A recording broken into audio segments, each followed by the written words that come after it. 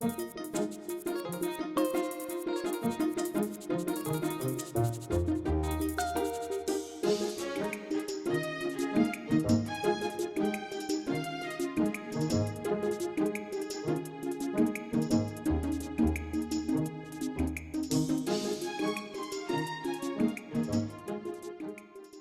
right, noting that it is 7:01 on October 18th, 2023, I'll call the Board of Health meeting to order. Since it is a virtual meeting, we can go around and announce our presence for board members at the meeting. So Daryl Beardsley present.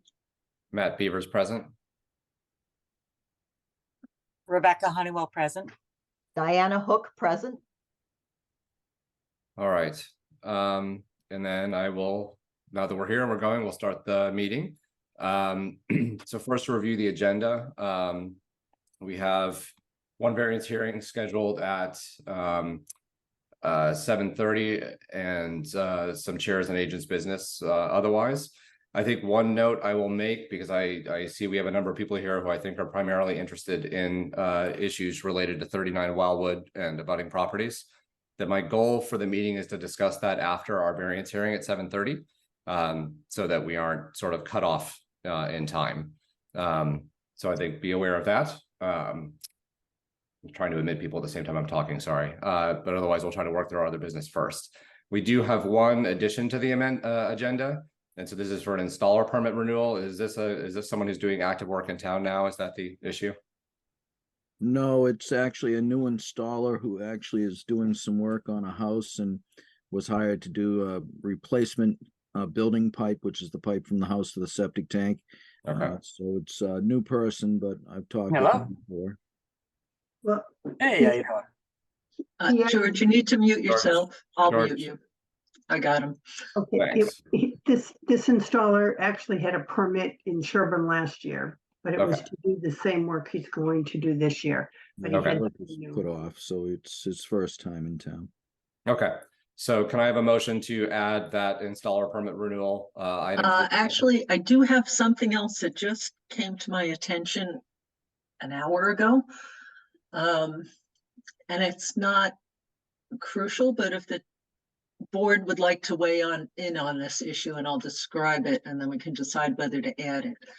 The Commonwealth is taking testimony on House Bill 2104, and any comments are due Tuesday, October 24th at 5 p.m. So we are not going to meet again between now and then.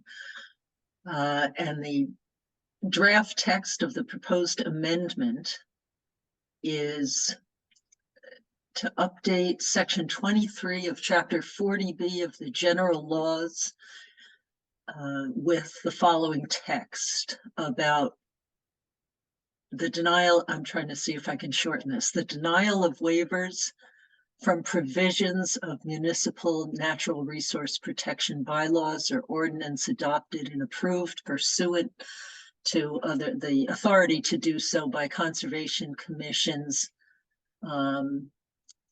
shall, and I'm skipping over some, we could go over the whole of it, shall be presumed. Maybe we should decide. It sounds like we probably should decide if we add it to the agenda and then have Yes. it to the agenda.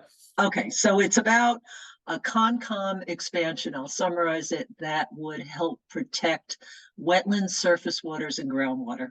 Okay. It's I think given that we're not going to meet again prior to comments are due, it makes sense to add it as unanticipated. So. And Daryl, we got notice today about Laurel Fields well, when they're going to start drilling. Do you want that added? Do the board members want that added to the agenda for information purposes? Could that just go under agent's business as an addition? I don't think we need to Sure. Yeah. deliberate. Okay. Yeah, okay. No deliberation. Okay. Okay. So any other additions? No. Okay. So can I have a motion to approve the addition of the installer permit renewal, discussion of the revisions to the House bill, and then notification of the Laurel Field drilling to the agenda? So moved. Second. Any discussion?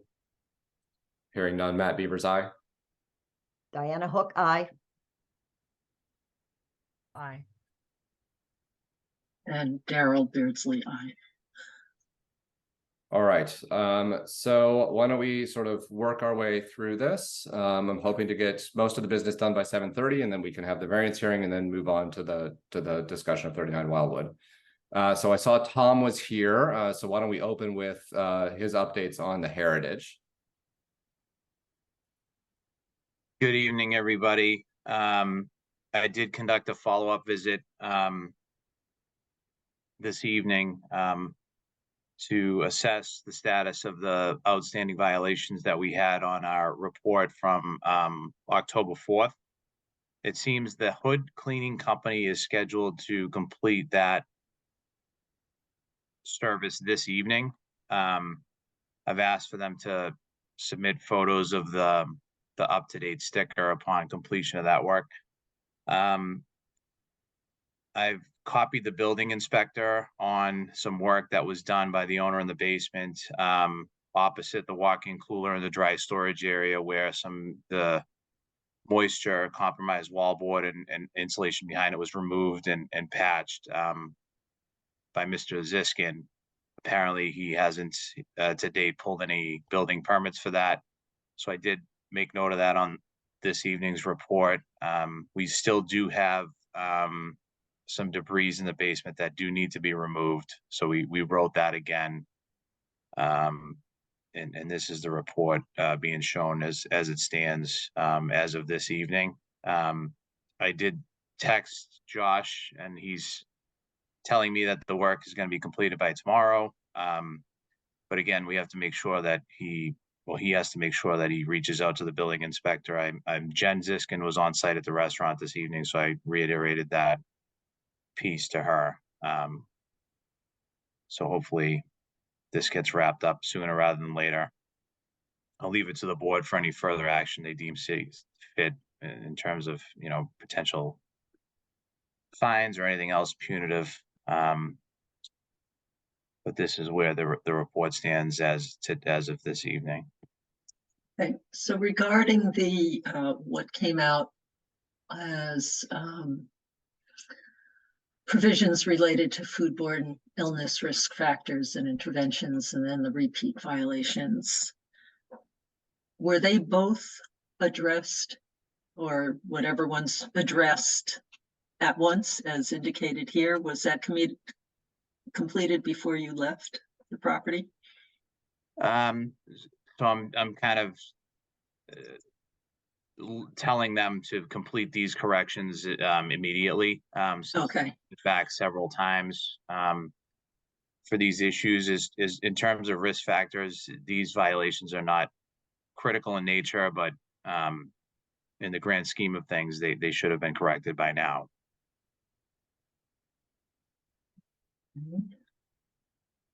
I would also like to talk, you'd brought up, you've been going there a lot.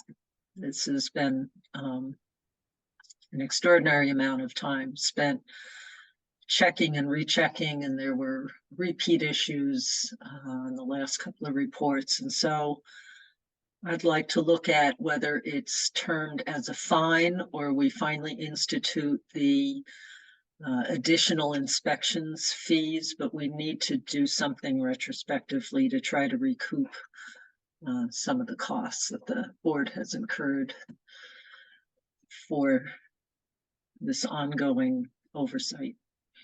Yeah, I certainly agree with that assessment, and it's something that I think the board should at least consider. Mm-hmm. I don't think we have enough information or really time this evening to look at that, but maybe we could pull together some information for the next meeting. And part of that is on us to just look at our fees and options. Yeah, I would agree. I think we do have we have discussed in the past having a structure in place for the additional inspection fees, and it may be worth sort of pulling together I mean, I could go back and do it, but I don't know if, Tom, you have an easy record of the number of times you've been there this year. I'd have to go back through my reports, but I could get that to the board. Yeah, I think that would be useful information for us to have, knowing how often you've been there. And then I think we can sort of go through and look at that. and in the context of our regulations, see what we have the ability to do in terms of levying additional costs there, because this is becoming pretty burdensome. I mean, every time there's something else that they're going to fix by the next time you're there. And every time the next time you're there, we're saying we're going to fix it by the next time you're there. Exactly, yeah. So I can certainly compile all my inspection history and make a list of the visits and get that to the board. I think that would be useful, and I think we'll plan to review exactly within our regulations what we can do in terms of levying additional fees based on that number of visits. Okay. Fair enough. Anyone else on the board have thoughts about a better way to approach this?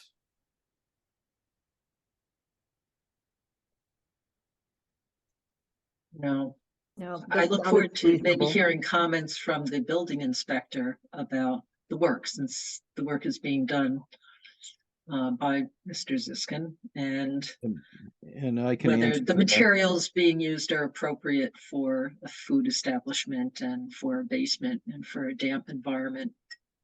I assume that would be something that he would be familiar with, so.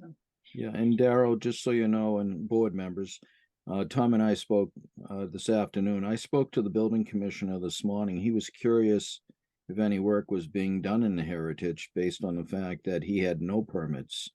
So I told him I would get a hold of Tom, but I knew work was being done from past meetings and discussions, and presentations by Tom. So he was concerned that permits were not drawn.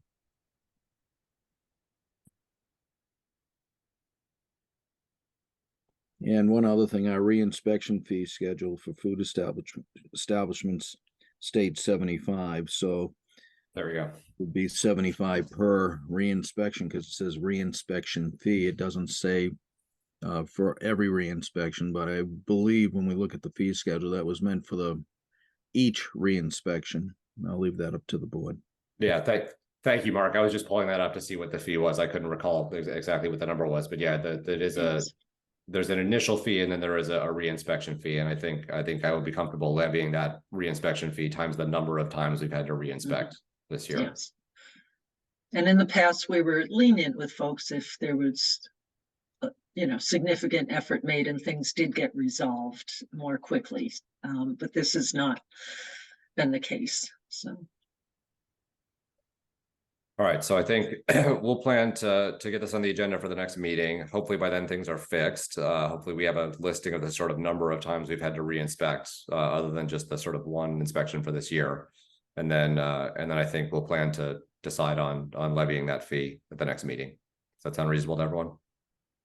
Yes. Okay. All right, let me. Oh, did I somehow? Give me a moment. I think I somehow closed my, while looking for the fee schedules, I somehow closed my documents for the meeting. If you want me to pull anything up, let me know. No, I've got it. I just had to reopen it quickly. Okay. Let's see here. Here we go. All right. Okay, so that was the heritage. Mark, do you want to go through 7 Coursebrook next? Sure. And Tom, are you all set? I think he was. Yep. Okay. And thanks for working with me today, Tom. Yes, Mark, and thank you for that update and conversation with the building inspector. I'll certainly reach out to him Very good. as well. Excellent. Thank you. So the board, Ellen has placed on the agenda the information for 7 Coursebrook. This was a little bit of a surprise because the original plan was to renovate the existing house, and not unfortunately, but the homeowner explained to me it was going to be too costly, and he's going to tear the entire house down and put up a new house on the same foundation. So that is allowed. He has put in there is installed just recently, so it's not more than 3 years old, a new septic system for 4 bedrooms. When looking at the plans, this is the first floor, the basement level. There's 2 rooms, one an office, and the other one is just a finished area in the basement. he was trying to explain to me, he thought that would be one room. And I told him, no, you have two rooms there because you basically have two finished rooms. One's actually sealed off. And so that's the basement level. And I count that as And- two rooms. And is that a full bath there? It looks like that's a shower Yeah, area. I believe it is. Yep. Okay, So, but it's in the hallway. So that's one of those ones hard to say for sure if it's Mm. part of the study as a master bedroom, but I saw it as a hallway going to it. Yeah, yeah, I tend to agree there. The second floor, the first floor is the floor that is interesting. It's a very large kitchen. And then it's an L shape for an eating area. So that's the one that, if we count that eating area as a second room, then you have 5 rooms on the first floor. You have the master bedroom, first floor master bedroom, the kitchen, which is a very large kitchen. It has plenty of area for an eating area. Looks like it has a fireplace as well. So, but again, I considered that 2 rooms because of the L shape. The eating area I considered a second room, and that's why I wanted the board's opinion on this. And then you have the family room and you have the living room. So that would be either 4 or 5. So now we're either up to 5 or 6 counting the basement. I mean, sorry, 6 or 7. And then you have the second floor, which has a master bedroom, has 2 other bedrooms, and then some very large areas of a sitting area and a loft, but they are open.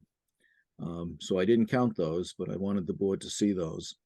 So I counted this as 3 additional rooms. So if I count the eating area on the first floor, I get to 10 rooms. It goes to 10 rooms, which would mean that you would need to deed record the basement rooms, if you so wish, if you count it that way. But it is a very large area on the second floor, too, for rooms not considered habitable. So I was bringing it to the board to see if you count the rooms the same way I have done, which is to include the eating area as an additional room. So I was uncertain about the eating area. I'll say that to begin with. That's why I brought it to the board. Yeah. I understand. I think up here, I think this sort of sitting area, hall, loft area is consistent with what we've sort of treated as hallway in the past, because they really just exist to connect other rooms. So I agree with 3 rooms on this floor. I agree with 2 rooms in the basement.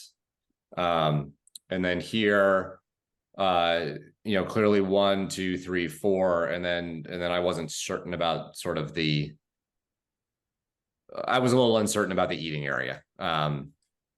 As to whether, that was a separate sort of how big it is. Is it really an eating area, or is it like a traffic flow between the bedroom and everything else? That was a little hard to judge on that. I don't know what others think. And I I agree, would, with the traffic I flow. would lump it with the kitchen, and then I would view the right-hand, well, either that's the dining room or the right-hand side of the kitchen is the dining room, perhaps. They've specified it as an additional area.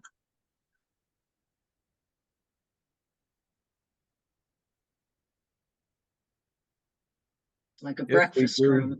Yeah, and if we do see either the right side of the kitchen or the L shape, the kitchen eating area, as an additional room, then they would need to, and I explained it to the homeowner, he would need to deed record the basement, one of the basement rooms, and that would help to clarify this as a 4-bedroom. But again, he wasn't too concerned about that solution. The building commissioner did explain this is going to take a little while to be approved because there's a zoning process that also needs to take place in respect to this house, this proposal. Are these windows, do we know if they're small basement windows or, Talking about the basement? yeah, in the basement? The Let me pull basement it up. is. There's actually sorry, go ahead, Mark. Oh, it's underground. I was in the house when it was the initial stages of it before the septic system was designed, and it is a walkout in the back, a couple steps, I believe, if you go down a little bit on the plan, that the other way. I'm sorry.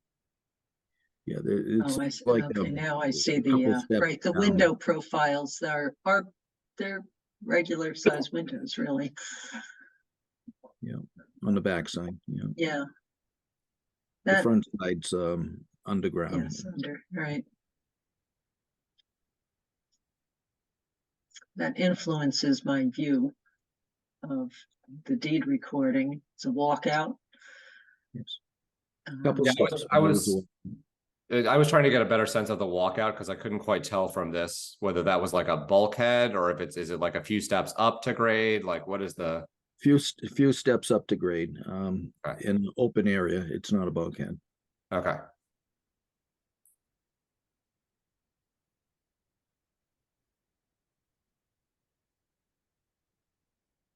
So, I think this is Rebecca, go ahead. Is there a reason that he couldn't put in a bigger septic system to accommodate? I assume he just put one in 3 years ago. He doesn't want to put a new one in. Yeah, it was just, they just finished it last year. The end of last year.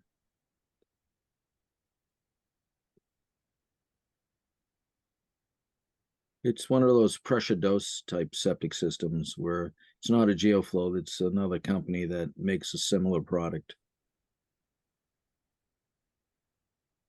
I don't Yeah, know, I think I'm having a something hard needs time. I'm having a to hard time give. getting to 9 here. Yeah, I'm getting 10 rooms, so I'm.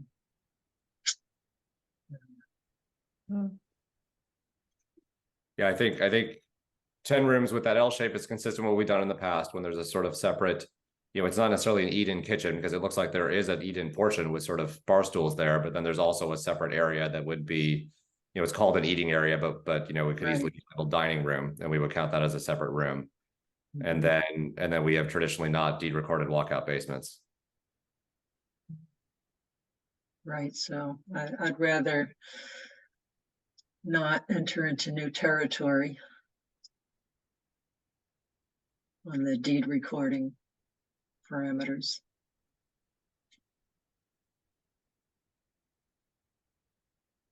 So with that said, do you want to consider this in 9 rooms and without a deed recording, or to consider it 10 rooms and he would have to deed record at least one of those rooms to make sure? At the moment, I see 10 rooms and I'm not inclined to deed record given the windows. Okay, in the so basement. change the design basically. Yeah, I think they so. need to change the design.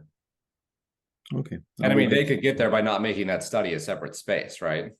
Correct. Yeah, then that Yeah. whole basement would be considered one room. And then that's an open space. That's one room, and we're back to 9. Oh, Yes, and then correct. it's connected to a full bath. But then it's connected to a full bath. You're right. That So they becomes would need easier. to take out the full bath as Yeah, well. that's a good point. Yeah, because now it becomes a master bedroom. Yeah.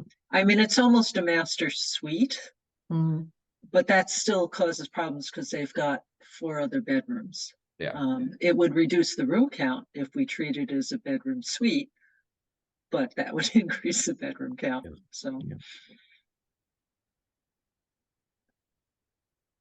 So I guess see what if they're willing to consider some other design. Sure, one large room with a half bath would do it. Yeah, that would fix it. Yeah, I'll mention it to the applicant. There's time in case he needs to come back to the board, but I'll mention that to the applicant. okay. Excellent, thank you. Thanks. So in the next 5 minutes, let's try to quickly get through a couple things. Let's begin with the installer permit. I think we had much of the discussion about this before. It sounds like they've worked in town before. Mark, you have no concerns. Well, they haven't worked in town. Oh, right. They did apply last year, but I've spoken to him last year and I have no problem permitting him conditional to pre-construction conferences. Okay. Any other questions or concerns from the board? Can I have a motion to approve the installer permit for Dupre Landscape and Excavation conditional to pre-construction conference? So moved. Second, All right, Matt Beavers, aye. Diana Hook, aye. You're muted, Rebecca. Rebecca Honeywell, aye. and Daryl Beardsley, aye. All right. What else do we have? Brief minutes. Did everyone have a chance to review minutes? I don't think I had any edits. I did not have a chance. I'd like to look it over after this meeting, and if I don't do that, then I would approve whatever, wherever they stand now. I just sent Ellen a couple of minor. I also didn't get a chance to read them, but Okay, so should we Postpone then? postpone? I mean,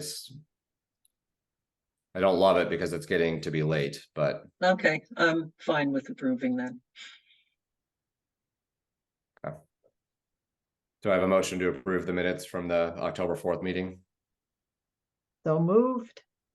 Second, Matt Beaver's eye. Diana Hook, aye. Becca Honeywell, I. Daryl Beardsley, aye. All right. Matt, would you like me, and Daryl, would you like me to update the Laurel Field? Yes, status? please. Yep. Today, we received an email from Ryan Chase. He's with Geosphere. He's been pretty much involved with the well drilling. He said that the irrigation wells at 139 North Main Street, Laurel Fields, is scheduled to begin on Monday morning, October 23rd. I just wanted us to know that, and I appreciate them keeping us in the loop. So if you see well rigs down there next Monday, that is why. Okay. And then I believe after that, we had asked them to sort of come back and talk to us about the irrigation plan once they have the details from that drilling. So we'll plan to have them back speaking to us in a while. Sounds good. All right. Any other questions on that? No, Okay. I think the other issue we had was the other edition of yours, Daryl, although I don't know that we're gonna be able to cover that in 2 minutes. no, I don't think so. But we'll probably have to come back to agenda. Maybe Ellen, you could let us know if we have anything already booked for November 1st. Yes, November 1st already, we have 3 variance hearings, 7:30, 7:50, and 8:10. And then you've put a status of the heritage on as well. Okay. All right, so already a pretty full meeting. I think we'll plan to, as we usually do, revisit at the end to see if there's anything else we want to add, but sounds like it's going to be busy regardless. All right. I think that leaves just the 2 items. So I think I'll just start. We won't open the hearing yet, but I'll start pulling up stuff for the variance hearing. I can report that we do have all the green cards, so Okay. that's Wonderful. If you could spend another minute reporting that, we would be right on time, but I don't know how much else there is to say. And I guess, do we have, is Dan here? Yes, I am. Okay, great. So give me 1 minute and then we'll open it. Sure. Apologies for my voice. I think I can make it through the rest of the night, but I'm not sure. All right, there we go, 7:30. So let's open the variance hearing into the septic replacement for 59 Spywood Road. Ellen has noted that we do have all the green cards. So we'll open the hearing now, and then Dan, can you let us know what the issues are here? Sure. For the record, it's Dan McIntyre representing the homeowner, Helen Wang. Helen's in the process of selling her home, and it failed the Title V inspection. So we will retain to design a new one. To orientate you, Spywood Road is down at the bottom of the page. You'll see the well is in the front yard down by the driveway. And the existing septic system is in the backyard. There's also a wetland that we had delineated further back on the property. The soil testing we did with Mark revealed relatively good soils. The perk rates were good. We did have a high groundwater table within 5 feet of the surface at about 3.5 feet. And then we hit ledge down at the bottom of the test holes as well. So we're proposing to put in an Elgin alternative system in a trench configuration. And we're doing this to try to minimize the amount of mounding in the backyard. They do have an extensive deck back there and not much room to mound up before we hit the bottom of the clapboards. So we are asking for a waiver on the offset to groundwater, which is included in the DEP's approval, remedial use approval for the Elgin systems. It's currently a 4-bedroom house. It's going to stay a 4-bedroom house. We do need to put in a pump. There's no way to raise up the plumbing to make it a gravity system. So we have a septic tank, a pump tank, and then we're pumping it up to a slightly mounted system in the backyard with the Elgin trenches. We meet all the setback waivers for wells to the on-site well, butters wells, the wetlands. But as I mentioned, we are asking for waivers on the groundwater offset under the Sherborn bylaw, under two sections of the regulation. One is groundwater within 5 feet of the surface. And then the second one, we're asking for a reduction in the 5-foot offset ground to groundwater using the alternative technology. And I think with that, I can turn it over to questions. Thanks. That's well summarized. It sounds like the existing system is probably sitting in groundwater as a result. That was part of the failure of the Title V, yes. Okay. So this represents a substantial improvement over that. It does. Questions from members of the board? I think I have questions. It looks like you're constrained by wetlands and well setbacks. And then there's a, some sort of almost triangular piece of land left to work with. So, Mark, did you see other different places where this could have gone, or this is a reasonable spot? I believe this is a reasonable spot. Dan has 150-foot distance, and he has that distance issue to wetlands. So it appears this is the spot for the replacement. Mm-hmm.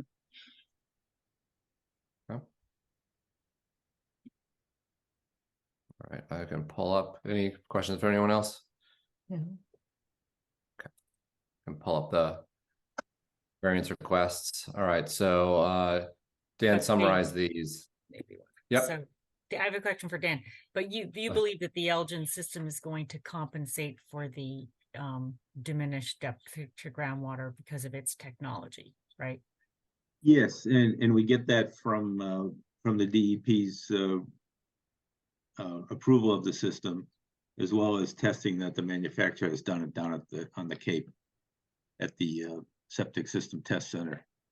So these are you get an improved effluent out of the Elgins than you do a conventional system.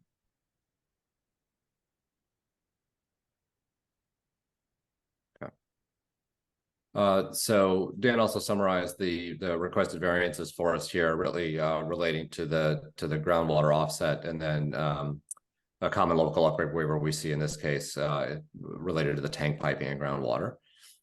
So I can probably just I'll go through these and ask for motions. So first, can I have a motion to approve a variance to regulation 8.01? Groundwater offset to be 5 feet. Here 2 feet is provided, which is allowable through the use of IA technology. Matt, if I can just interject before we move too far. I believe we had the summary, but I don't know if it was asked if there were any abutters. You may have. And Good point. I know you're right. I did not. Are there any abutters here with questions? That's a great point. I totally forgot to do that.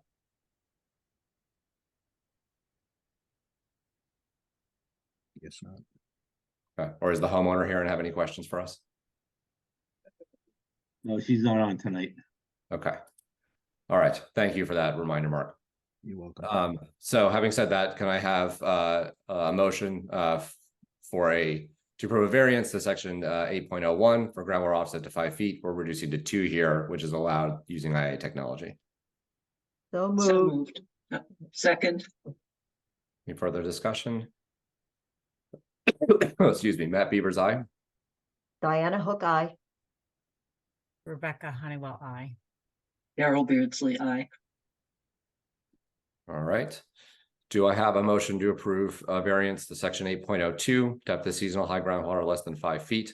And so this is a naturally occurring condition, and then it said we're mounting to get to the 2 feet as needed with the IA. So So moved. moved. Seconded. Any further discussion? Matt Beaver's aye. Diana Hook, aye. Rebecca Honeywell, I. Daryl Beardsley, aye.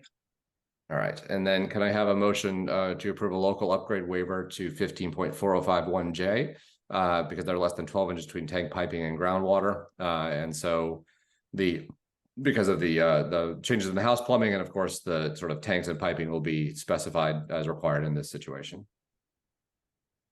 So moved. Second, Any discussion? All right, hearing none. Matt Beaver's aye. Diana Hook, aye. Rebecca Honeywell, I. Daryl Beardsley, aye. And just so the board knows, Dan has put in booted inlets and outlets to the tanks due to the groundwater. All right. All right, so I believe that closes the variance hearing, and then Mark, are the plans ready for approval? Yes, they are conditional to 2 deed recordings, one for the prohibition of a garbage grinder and the second one for the use of innovative alternative technology. All right. Can I have a motion to approve the plans subject to those 2 conditions? So moved. Seconded, Any questions or discussion from the board? Hearing none. Matt Beaver's aye. Diana Hook, aye. Rebecca Honeywell, I. Daryl Beardsley, aye. All right. Thank you. Thank you very much. Thanks a lot, Dan. Have a good night. Thank you, Dan. All right. So Daryl, do you want to, should we move around to Wildwood, or do you want to briefly discuss I think there are enough people here probably waiting for Right. that okay. we can Sounds good. move on. And the town administrator may come, but was somewhat doubtful whether he would be able to attend, but I did get a couple comments from him, so. Okay, sounds good. All right, so we've received a number of questions about 39 Wildwood and abutting properties and sort of the process and sort of what the board's role is. And then similarly related to that, a number of questions related to well testing. And so we wanted to take a minute to just sort of review the process, review where we are in that process, spend a couple comments on sort of well testing and lab and sort of, our recommendations, or not recommendations, but on lab certification. And then I think Daryl has some updates on discussions with the DEP and other sort of research into this. And then we should have some time for questions or comments after that. So to begin with, I just want to sort of recap where we stand. As I think, as most people know, we received an application for a bedrock disruption permit for 39 Wildwood. Our regulations require for issuance of a bedrock disruption permit that there be notification of abutters and then notifying them so that they can obtain baseline well testing. They require that if there is blasting to be done, that we receive information on the blasting agents, and we have particular agents that are not allowed. And those are the things required for the permit. And so in our initial hearing, those requirements were met, and so we issued the permit. There was then an appeal following our standard appeal process, in which an appeal was filed within 14 days. In that appeal, we had additional discussion, additional presentation of information. In the end, the appeal was denied because the board found that all of the requirements of the permitting were met ultimately. And that, again, all we require is notification of abutters so they can perform baseline water testing. And the process does not sort of allow for anything beyond that. There was discussion about best practices at that time for sort of managing the ledge removal, and we had discussion and discussed that with the homeowner. Ultimately, we can recommend those things, but our current regulations do not require those things, and they do not provide us with sort of further means to sort of enforce anything beyond that permitting process. Following this, and is outlined in our regulations for appeal, a number of abutters went to court. As we note in our appeal is their right and is the next sort of appropriate process for furthering any review of actions by the Board of Health. And that is currently in process. My understanding is that a number of abutters have brought a lawsuit. That lawsuit is working its way through the court system, and that's sort of where we currently stand in the process with that.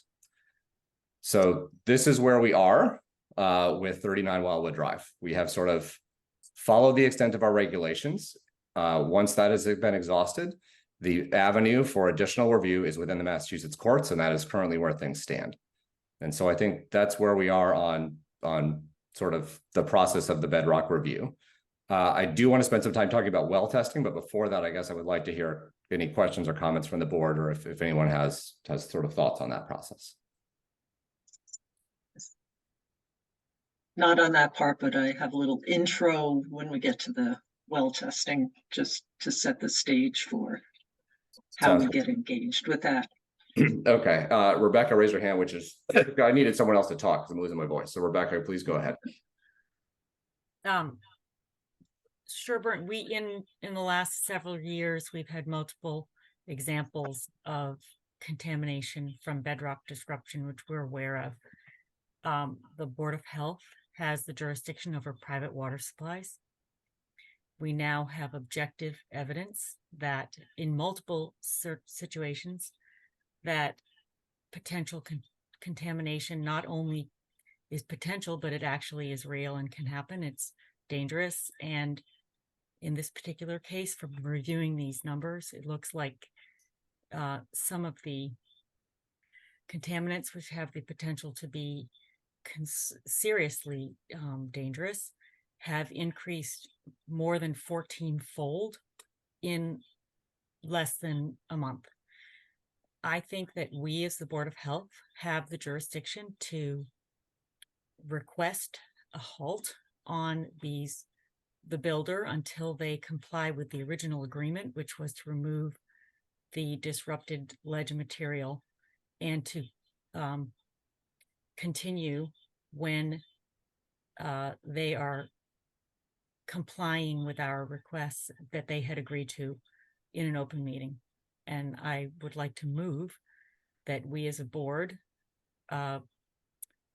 request a hold on continued ledge disruption activities until we can be sure there's not a potential risk to public health and the drinking water supply, not only for these direct abutters, but for multiple other users of the drinking water aquifer. Thanks, Rebecca. So I think we have sort of differing views on what our jurisdiction is here. I think that I agree that there may be reason for concern. Having said that, the responsibility for sort of maintenance of an individual well ultimately comes down to the individual homeowner. And as such, the board does not currently in its regulations, and you may not think they're good regulations, and you may disagree. And I think, these regulations didn't go very far when they were enacted. And I think there are various reasons for that, which are reasonable at the time. But I think that we don't have a mechanism to revoke a permit because the permit complies with all of our requirements for that permit. And we are outside the appeal window. The mechanism to address that is through the court system, and that is ongoing.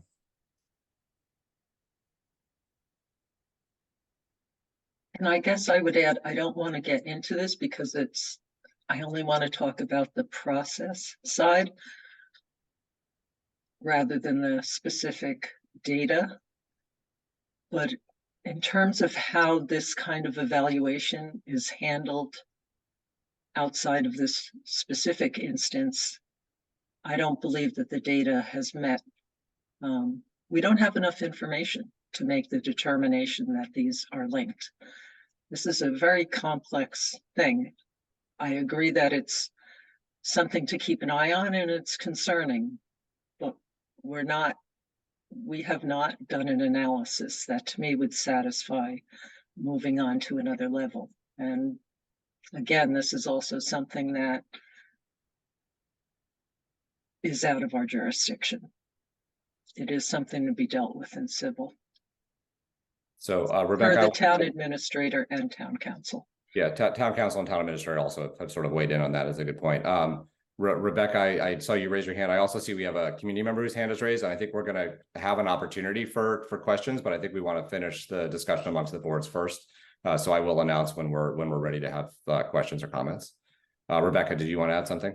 Yeah, the only comment I wanted to make was that when the first example of this happened several years ago, the homeowner said, quote, "I might be the canary in the coal mine."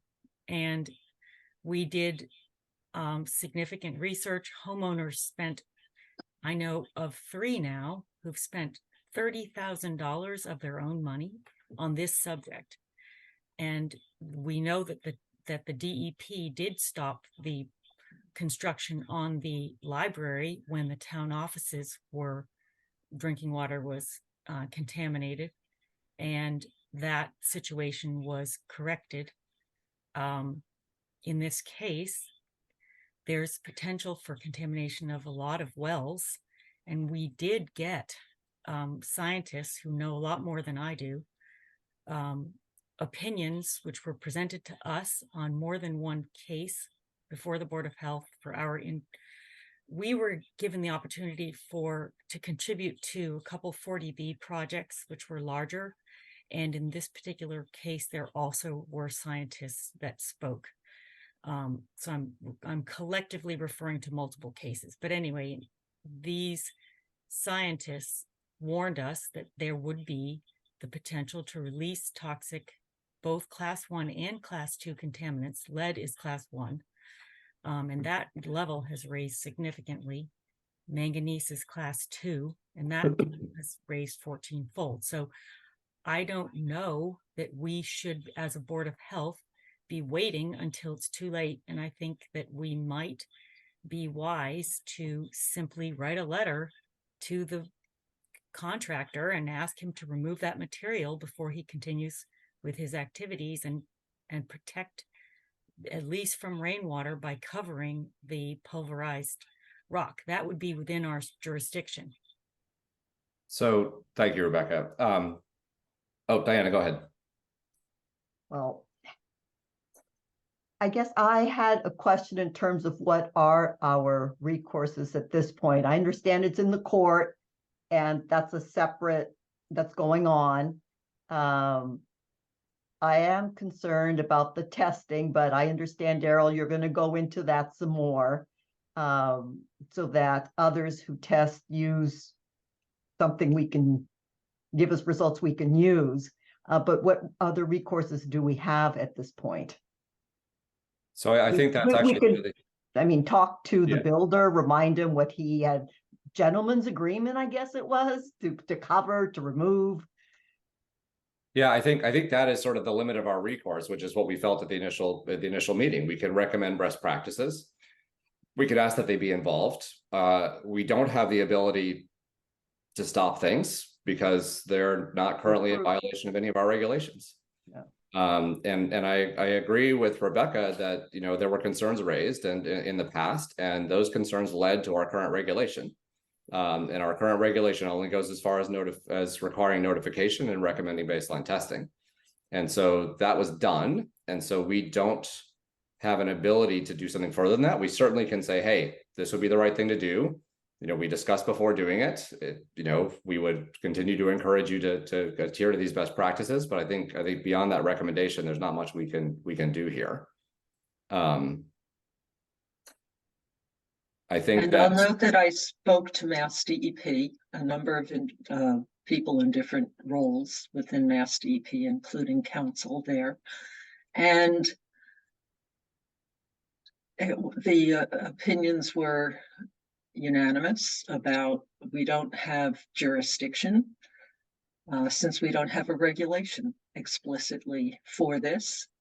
It's also not within DEP's jurisdiction because the contaminant is not a listed hazardous material under the MCP, nor does it have reportable quantities under, well, both under MCP or federal regulations that would prompt some kind of a review.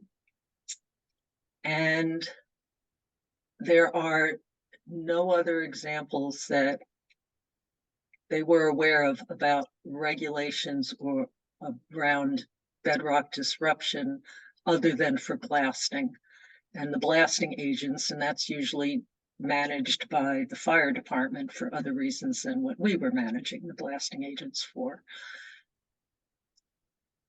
And that this becomes a civil matter. And Rebecca, that's the arena where it plays out. Rebecca, Can I have permission to speak with the town council to ask a couple specific questions? Because as a physician, when we see in the hospital, if I see something that's dangerous for a patient, I just say, we can't do this anymore. And I don't wait for some other person to have that problem. And there are examples in, developing countries where mining activities contaminated drinking water. This has happened before. Just because it hasn't happened in America doesn't mean that we, as a Board of Health, can't quickly write a regulation or something that would actually make this more protective. I did propose at the meeting, but you guys voted me down 4-1 to put something aside that would protect these homeowners who are abutters in case something were to happen. And I think that we need to be a little bit stronger because we are all potentially at risk here. Rebecca, you broke up a little bit for me. Hopefully it was just me. Can everyone hear me okay? Yes, and I heard all of Rebecca's. Okay. I may just turn off my video just because I'm having a little difficulty. So I think in answer to that, Rebecca, the mechanism we have is to write a regulation. The issue is that writing regulations doesn't happen quickly. And regulations are published and they're not retroactive. And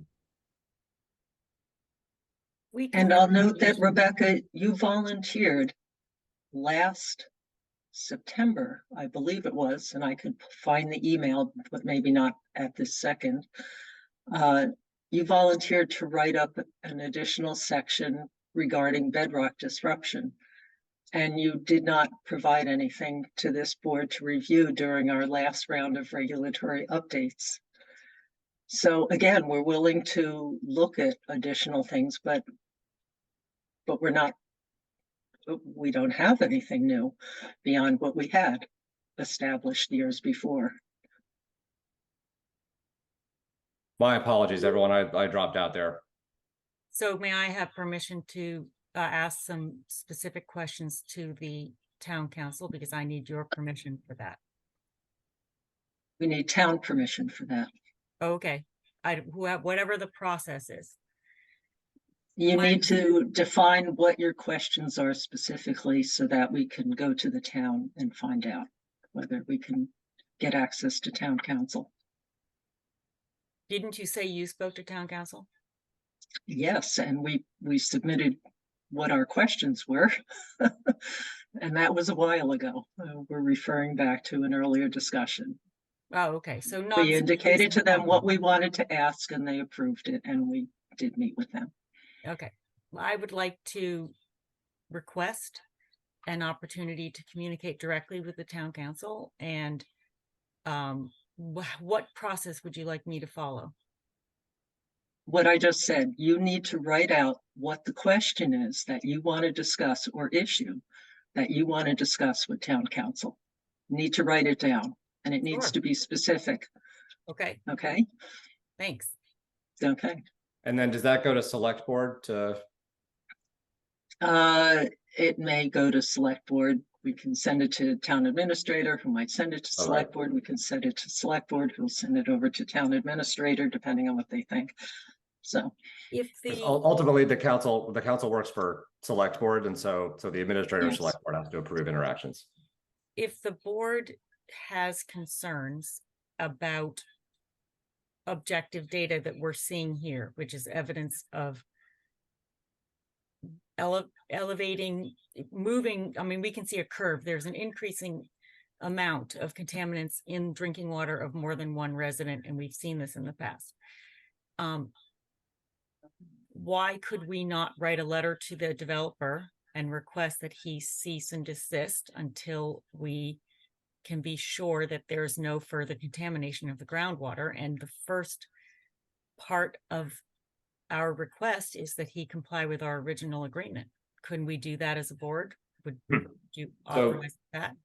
So we could ask him, we could again advise him on best practices. I think we can't ask him to cease and desist because that would effectively be revoking the permit and he's not in violation of the permit. Well, he's And endangering public health. But we don't have, we basically, I think what it comes down to here is that we don't have like all power to like stop anything just because we have concerns. We're ultimately a regulatory board. We write regulations, we then interpret and enforce those regulations. We don't have a regulation here that he's in violation of. And that makes it difficult for us to do anything. We can say, hey, we're worried, but that's about as much as we can do. Okay. And I also disagree. I don't think that the data that we have in hand at the moment is sufficient to draw the conclusion that you are making. I'm not saying that What's it the conclusion that I'm making? wouldn't eventually lead to that, or that would be what it is, but I don't think it's sufficient at the moment. What is the For a conclusion that I variety am of making? reasons, but I don't want to discuss those details now. I just want to do process, and for the process, I don't think that it's If there. If the DEP does not have jurisdiction over our drinking water, and we have evidence of contamination of the drinking water from activities that are potentially directly resulting from a permit that we gave, I'm not sure that's true. We don't have the jurisdiction to stop that activity because we have the responsibility to protect the drinking water in Sherborn. And I would say that your conclusion that the level found is directly related to the activities is not a conclusion I could draw at this time. I am not ruling it out. I think it's a possibility, but I don't think it's an absolute yet. And then I think my concern is that, yes, we have the responsibility for regulating private drinking water supply, but we do so through our existing regulations. We don't And have we do it differently. Yeah. Yeah, and Sorry. we don't have a regulation that says I can rescind something just because I found something in a lab test. Like we don't have that. We have rules for issuing permits, and when those rules are followed, we issue the permits. And I think, like I said, you could argue here that the rules here are not stringent enough. You could 100% argue that, but the rules are what the rules are.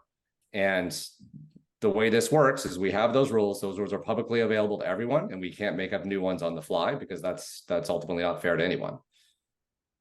I'm not sure that's what I'm asking for, but I would like to move that the Board of Health write a letter to the developer requesting that he stop construction activities until he has removed the disrupted ledge and provided a covering for the future disruptive material that he will be disrupting as he continues.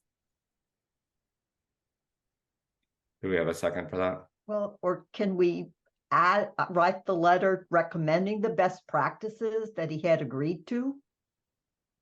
That's what I'm proposing. I think we can't ask him to stop. I think that's my concern, is I think that could be construed as us revoking a permit, and we can't do that because he hasn't violated the permit.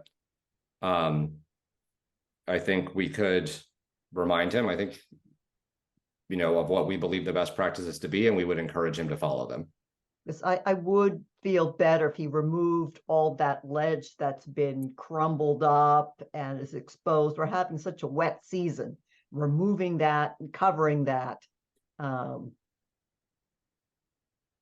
Right. I agree that is the best situation because it significantly reduces the risk. It also reduces the liability for the property owner. So, but again, we cannot force that at the moment with our regulations as they stand.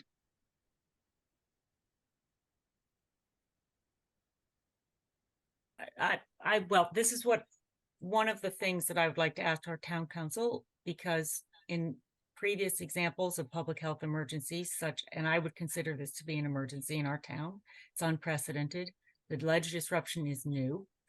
And during, for example, COVID-19, we did a lot of things that were unprecedented. We requested that people wear masks. That was controversial, but we did it for the protection of a spread of a respiratory virus. That was based on observations of deaths and other morbidity and mortality in other contexts, and it was done as a preventive measure in areas where it wasn't seen.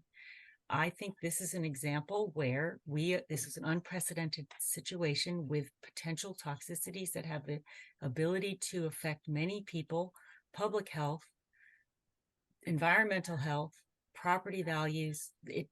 There's a long list. And I think we as the Board of Health are the only body that has the jurisdiction to do something that could be helpful. So I see the parallels you're drawing here. I think important things to note are that there was a declared statewide public health emergency during COVID-19, which expanded some decision-making. I think another thing I would say that most of those decisions you're referring to were ultimately recommendations of the board that were then enacted elsewhere. So for example, there were times in which we recommended that town hall require wearing of masks, and the town administrator in their capacity as the employer then enacted that. The same thing happened with the school committee, and it's because we didn't at that time feel we had the authority to do those things, but we could make recommendations to private individuals or entities that could then implement those practices. And so I think we're in, we could be in a similar position here where we say we can agree to inform the homeowner of best practices as we did previously and remind them of those best practices, but we cannot require it, and we cannot require them to stop. And so I guess the question is, do we want to act on this? Do we want to talk about well testing a little bit first? Well, I propose that a letter be written to request him to remove the disrupted ledge material that is there that should have been removed already, and that he arranged to have protection for future disruption activities as agreed in the original contract or agreement that you're calling it with his permit. If he's not complying with the permit, we have the ability to withhold it. I think that is something we could do. Right, but he is complying with the permit because as you recall, at the time we issued the permit, we suggested these as best practices, but we could not require them because they are not required by our regulations. And so at the moment, but I did propose that it be attached to the permit, and you voted it down. So now because you know how yes, I did because it was not in our regulations, and I do not believe that we can make up rules on the fly. And so ultimately, he complied with the rules and was issued a permit. And so we can communicate with him to say, these are best practices. We would advise you do these things. And I think that's as far as we could take it. Right, and it's a little bit frustrating that, again, we made a big effort in the summer of 2022 to identify things that we all wanted to work on. Ledge disruption was one, but there were lots of other topics, and we all divided up across the 5 members, and everyone took a section. You got ledge disruption, which was your first choice. Yes, and you did not prepare anything, and the rest of us were busy working on the sections that we had agreed to work on. And so it's an unfortunate thing that it missed that round of regulatory updates. It's not true. And this is something to definitely look at for the future, but we don't have it right now. Right. We don't have it. I made proposals at the time, and the board voted me down. And so no, we did not. You made proposals at the 11th hour after we had already published what we intended to vote on. That was not the time to do it. It was during the prior 11 months of discussing. I think we're straying. I think we're straying a little bit away from sort of the goal here. Could we vote? Well, it's part of the process. It's part of the process. So there was a motion. There's a motion to communicate with the homeowner. So what do you want to move exactly, Rebecca? That the Board of Health write a letter to the developer requesting him to comply with his original agreement, which is to remove the disrupted rock ledge every day. The material that is created each day be removed from the site, and that the area be covered to protect from rainwater and leaching into the soil. So I guess I would say I'm not comfortable with the comply with the original agreement because I don't in front of me have the transcript of that meeting, so I know exactly what was said. Can we review the recommendations of the board? Phrase it that way? Yeah. I mean, I think that's a way to say it, that he review the recommendations of the board and that we recommend, you know, I mean, I think that's fine. I think comply with the agreement is, I'm just not, I don't think, I think that is a step further than I'm comfortable taking. And I'm worried, I don't want to sort of set up an adversarial situation. I want to be able to provide advice and best practices. And so I think if we say, communicate with the homeowner, recommending or advising that he remove the material frequently, and when the material is left on site, cover it as we had initially discussed, then I could be comfortable with that.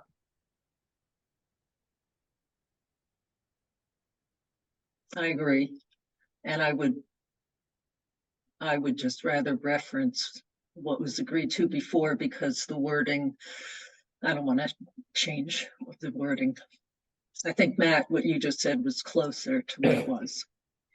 And so maybe we should just say, we should remind him to, we want to communicate with him, asking that he review the prior recommendations. I mean, I don't know what to, I don't want to be too vague, right? Well, then wouldn't we list them based on the minutes? You can cut and paste that he's removing. Yeah, so we could do that. So we could empower someone to draft a letter and send it, or we could empower someone to draft a letter and bring it back to the next board meeting. I mean, those would be the options we could do here. Why can't we just write a letter tomorrow? We could, but we could, but we either need to agree on the language of the letter, or we need to empower someone to write it. Otherwise, we have to book an open meeting to discuss it. Okay, but there have been multiple examples at meetings where we've given the authority to Daryl, for example, to write a letter to. That's what I'm suggesting. That's what I'm suggesting we do. Yes. We give the authority to someone to write the letter, rather than trying to craft language on the fly right now.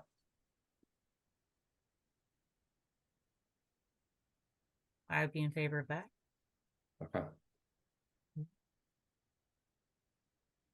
So I guess the question is, do we have a motion to authorize the chair and vice chair? Do we want to do that, or do we want to do it differently? But I could say we have an authorization to excuse me, I'm losing my voice. Do we have a motion to authorize the chair and vice chair to draft a letter to the homeowner at 31 Wildwood Drive, reminding them of best practices regarding lead removal? Did you say 31? I think someone say, or 39 Wildwood, right? I meant to say 39. Okay. I might be breaking up, sorry. Oh, so moved. Second. Any further discussion? All right, Matt Beavers, aye. Diana Hook, aye. Rebecca Honeywell, aye. Daryl Beardsley, aye. Thank you. All right. So then I want to discuss a little bit about well testing, and then we'll take questions or comments. So Daryl, I think you had an intro you wanted to give here. Yes, just the history a bit of how the Board of Health has authority over private wells is Mass DEP pretty much drew a line at a certain magnitude, a size of well that they would regulate. So that's the public water supplies that they oversee. And then the authority and responsibility was designated to local boards of health to establish well regulations. And they did provide model well regulations the towns could use at some point. I believe Sherborn was already, it doesn't matter. Never mind on all of the history, but in any case, so it is our jurisdiction.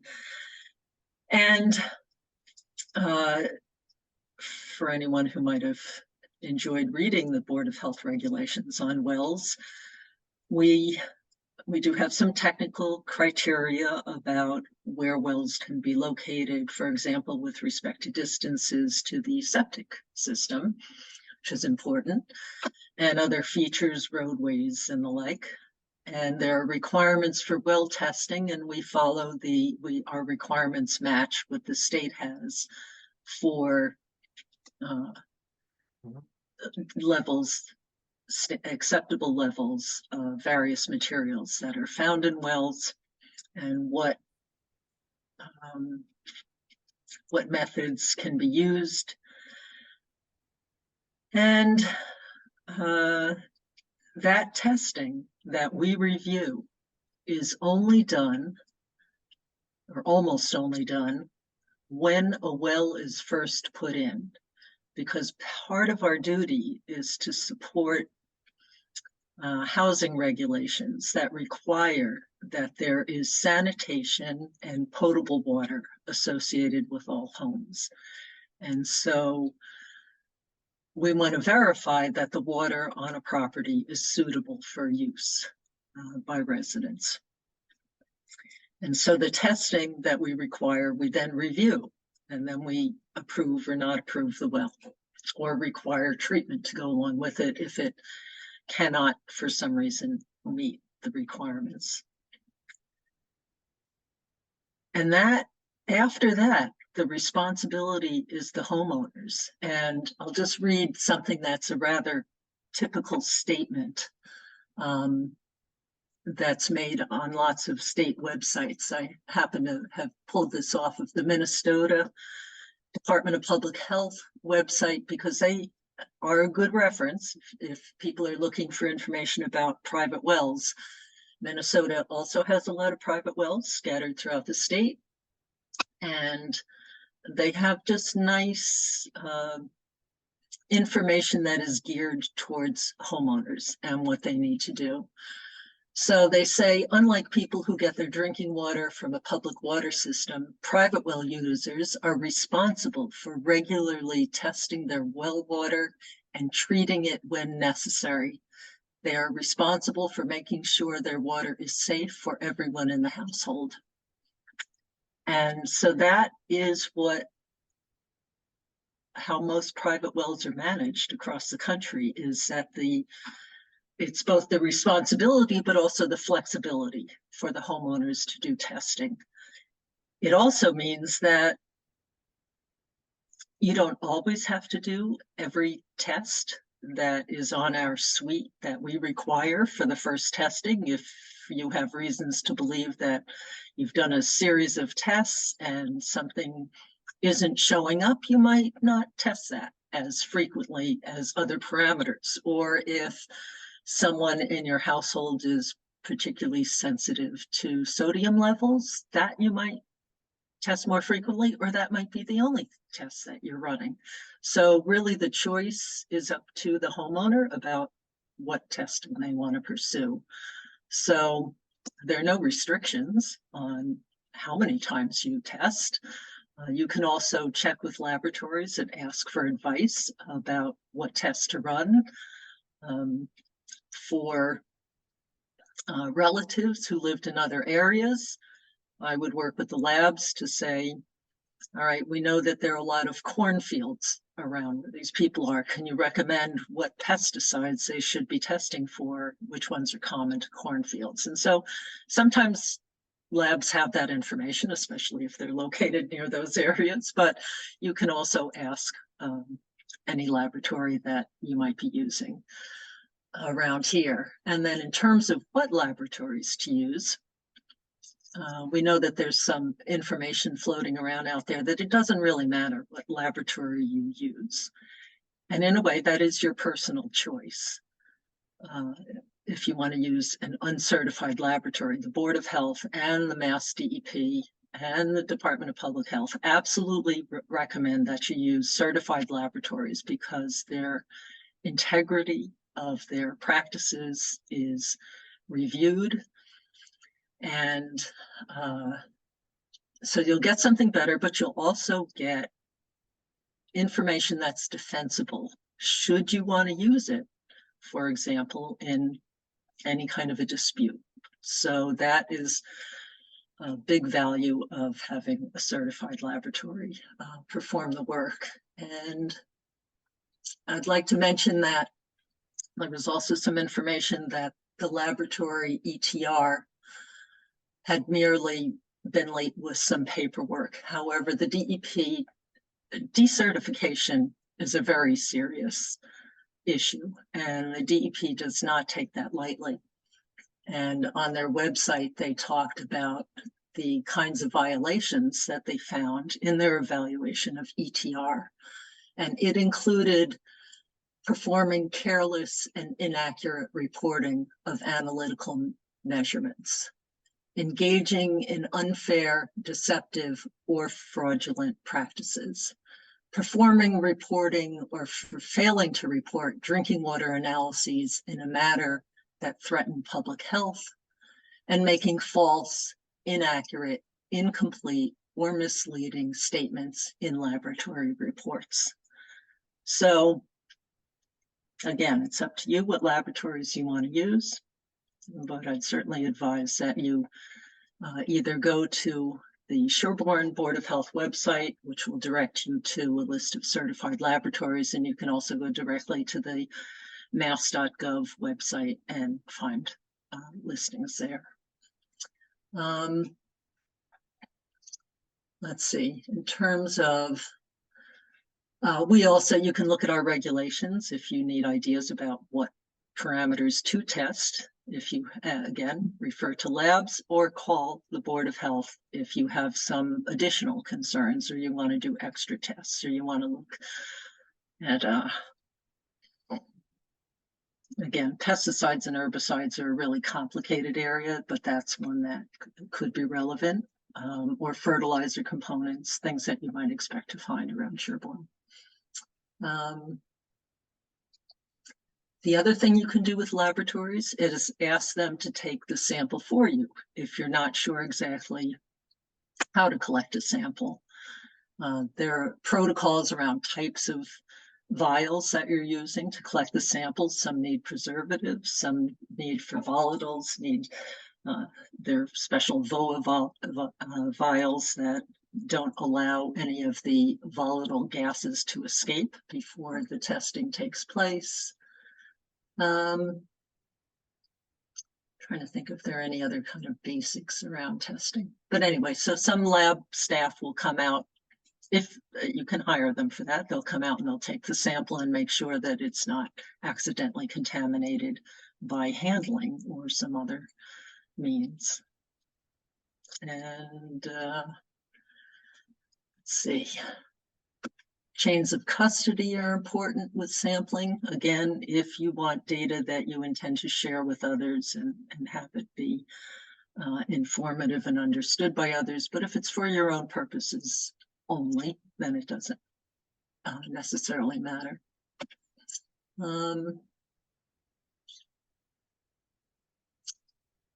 Let's see. Oh, some of the other things that you'll find either at EPA websites, some on Mass DEP, but again, the Minnesota Department of Health has just some interesting things. They have home water treatment fact sheets. They have a well owner's handbook. And as I said, it's really oriented towards the average homeowner. You don't have to be an engineer or a scientist to follow this handbook. It's unlike some of the DEP specifications for things which are extremely technical. So I think that's kind of a few basics, but certainly if anyone has questions about testing, be happy to talk about it more. Thanks, Daryl. So I think sort of the bottom line here in response to some questions we've received are, there is really the one time the Board of Health requires testing is with the installation of a new well. When that happens, we require a certified lab. No other time do we really require testing of private homeowners. We require it for food establishments. But so therefore, you're free to use whatever lab you would, but we would certainly advise you use a certified lab for your own protection to ensure that you're not missing something that's there. I think would be the biggest concern. You don't want a lab that's going to underreport something, and certification matters there. And then I think the other point that's come up is we do not require someone to take the sample for you, but that can be another thing that can be helpful to ensure that nothing is missed. We also had a question about whether the board needs to observe sampling. We don't require that we observe sampling. Again, the only time we require a test is with a new well, and we don't require observation there. And so I think I just wanted to clarify that process on testing to ensure that everyone is, I think, getting the results that are most helpful to them. I thought of one other thing that's important. If you have a treatment system present in your home, there is a difference between testing what's called the raw water sample, which is the water coming out of the ground before it goes through the treatment system, and finished water, which is post-treatment. And that's an important distinction for analyzing what is in the ground versus what you're drinking. It's important to know what your finished water is and how well your system is functioning for the treatment that's desired. So, and there are different reasons to, you might not always test a raw water sample. I think finished water is what most people are interested in on a day-to-day basis, but the raw water is extremely important in other cases. So I see we have a number of hands up now. I think before, I'm going to take those in the order I saw them. Before we do that, I just want to see if there are any other comments from the other board members on the issue of testing procedures.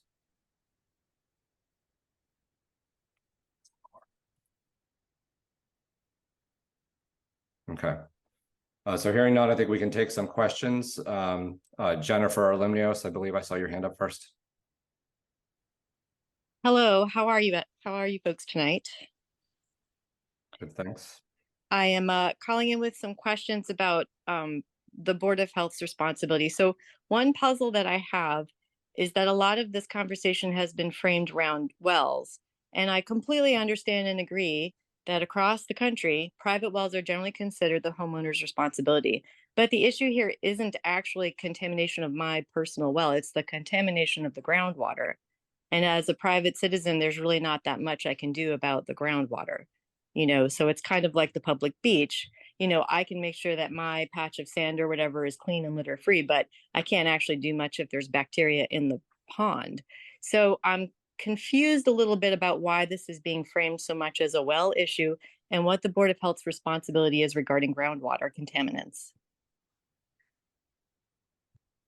Thanks. That's a great question. I think Daryl may have more expertise here, but I think we frame it somewhat as around the well issue because that is the way in which we detect things moving through groundwater. And I agree that there is a sort of larger scale responsibility for the Board of Health to protect groundwater. One way in which we do that is through our regulation of septics and wells. And particularly in our regulation of septics, we have a lot of rules that are intended to sort of avoid contamination of groundwater from septage. And so that is true. I think, in regards to other things, I think we don't have specific regulations that sort of, again, go into preventing anything that could potentially affect groundwater. And so we have a number that are intended to protect that, and we act on them when we can. Daryl, you can probably say that better than I can. I'm not so sure. It's such a complicated issue that I could get lost in the weeds pretty quickly. So I'm trying to think of a simplified way. With all due, sorry, Ms. Beardsley, with all due respect, I think what I'm just really looking for here, if it's helpful, and helps clarify the issue or the question I'm asking, is specifically what is the Board of Health able to do when there is, I could describe it as a nuisance or a new issue or an issue related to neurotoxins in groundwater, not specific to any one person's well. I understand wells might be how we detect it, but the issue is unlikely to be in one well. So how does the Board of Health handle situations where the groundwater has lead in it? We don't actually, except through the testing of the wells. That is not what the Board of Health does. That's just a whole other area. And we do our best to avoid pollution of the groundwater by regulating septic systems, but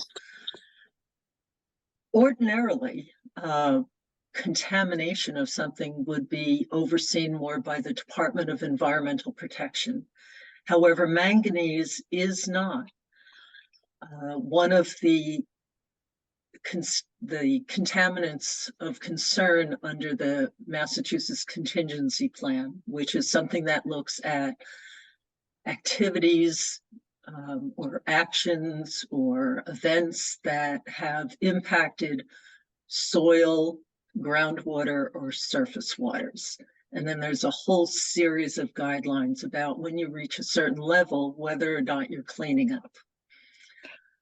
And you're required to, but manganese is considered it's not the same hazard category as the things that are regulated.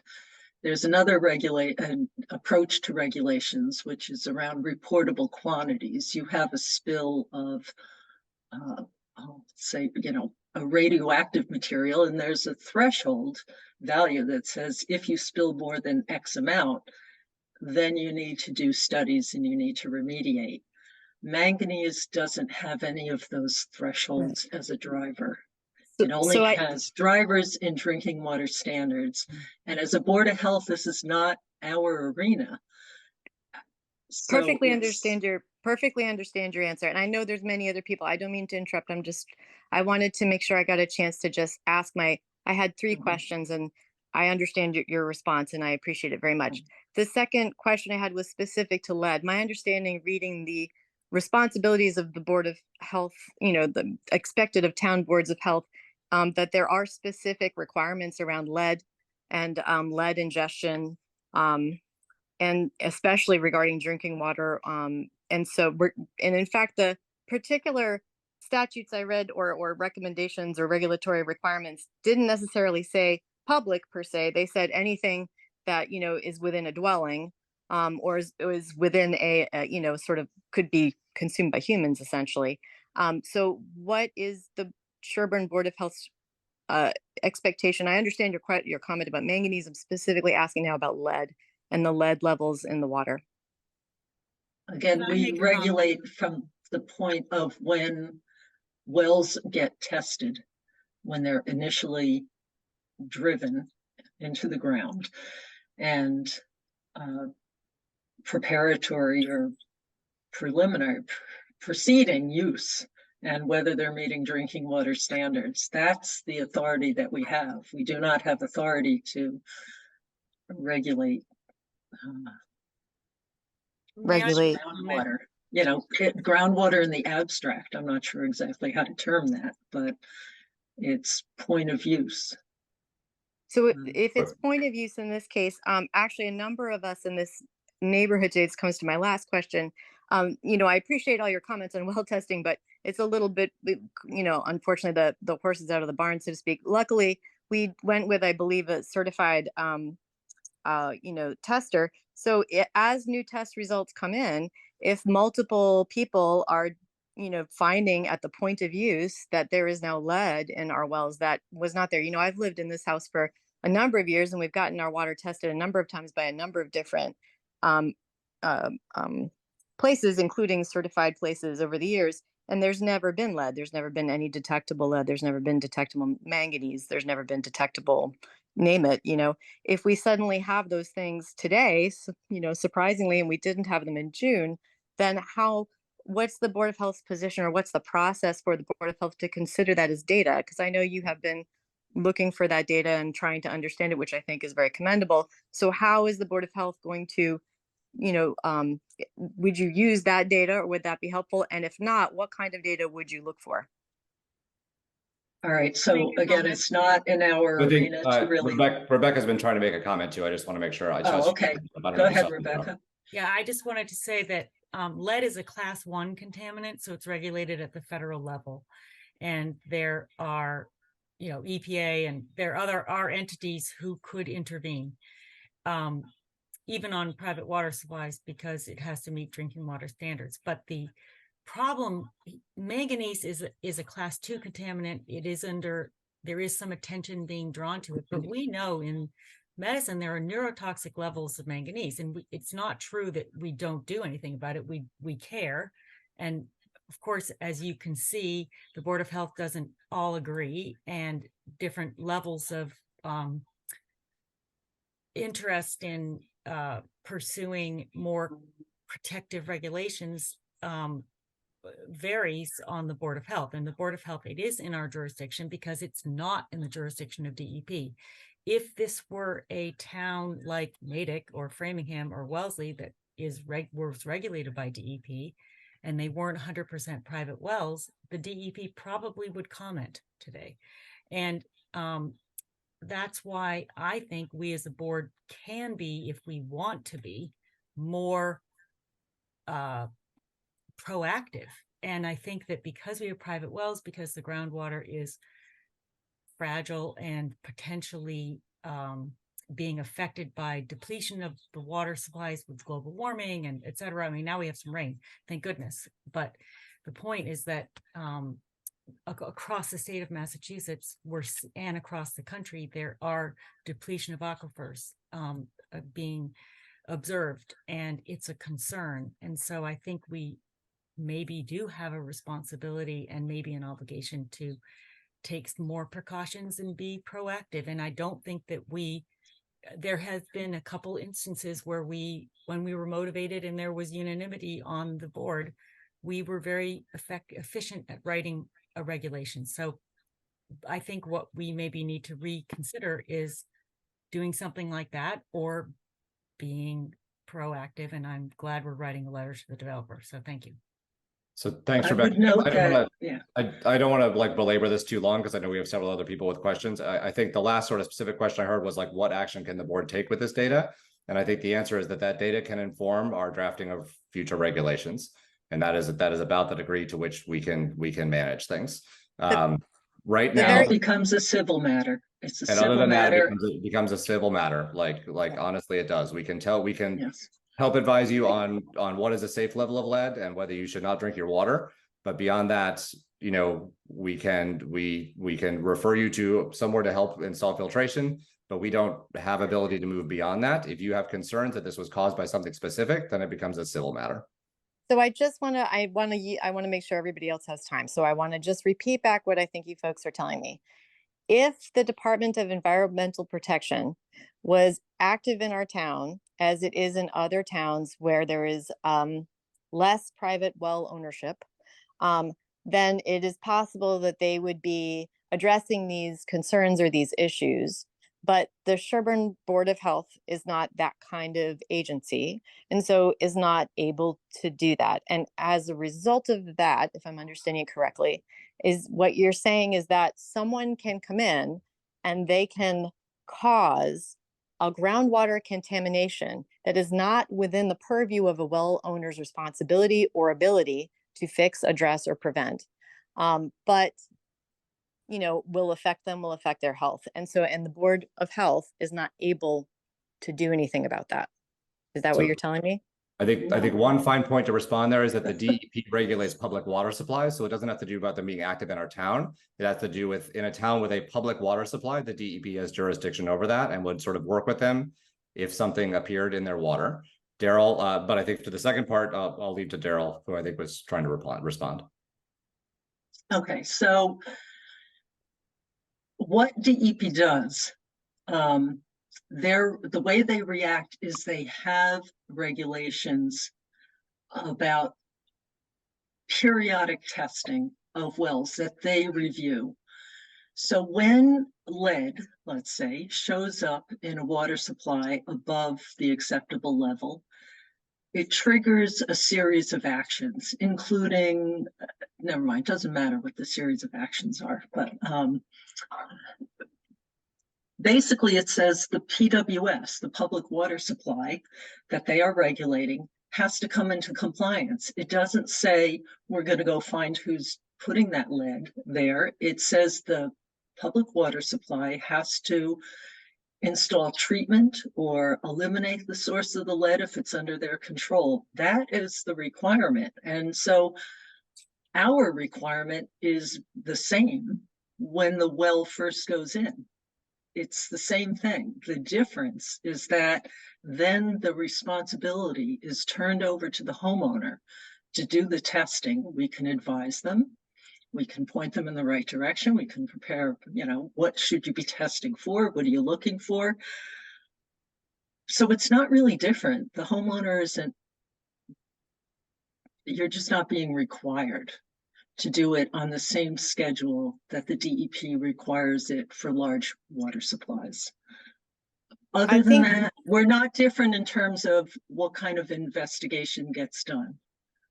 I would yield this to other people, but I think you're misunderstanding my question. I'm not asking about testing. I'm asking about remediation and prevention actions, which are not that's within. what I'm talking about. And I think what we're DEP saying is not doing remediation and prevention as a result of its regulation of public water supplies.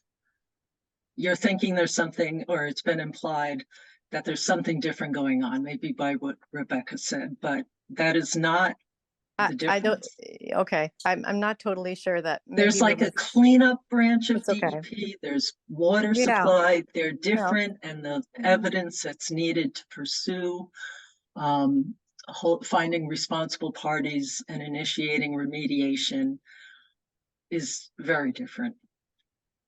Yes. And there is no one who's Sure. I talked with DEP, there's not any prevention activities regarding bedrock other than blasting agents. I'll All right. yield the floor to others. Thank you. Thanks, Jennifer. So I think the next hand I saw was Paige Brody. Yes, thanks, Matt.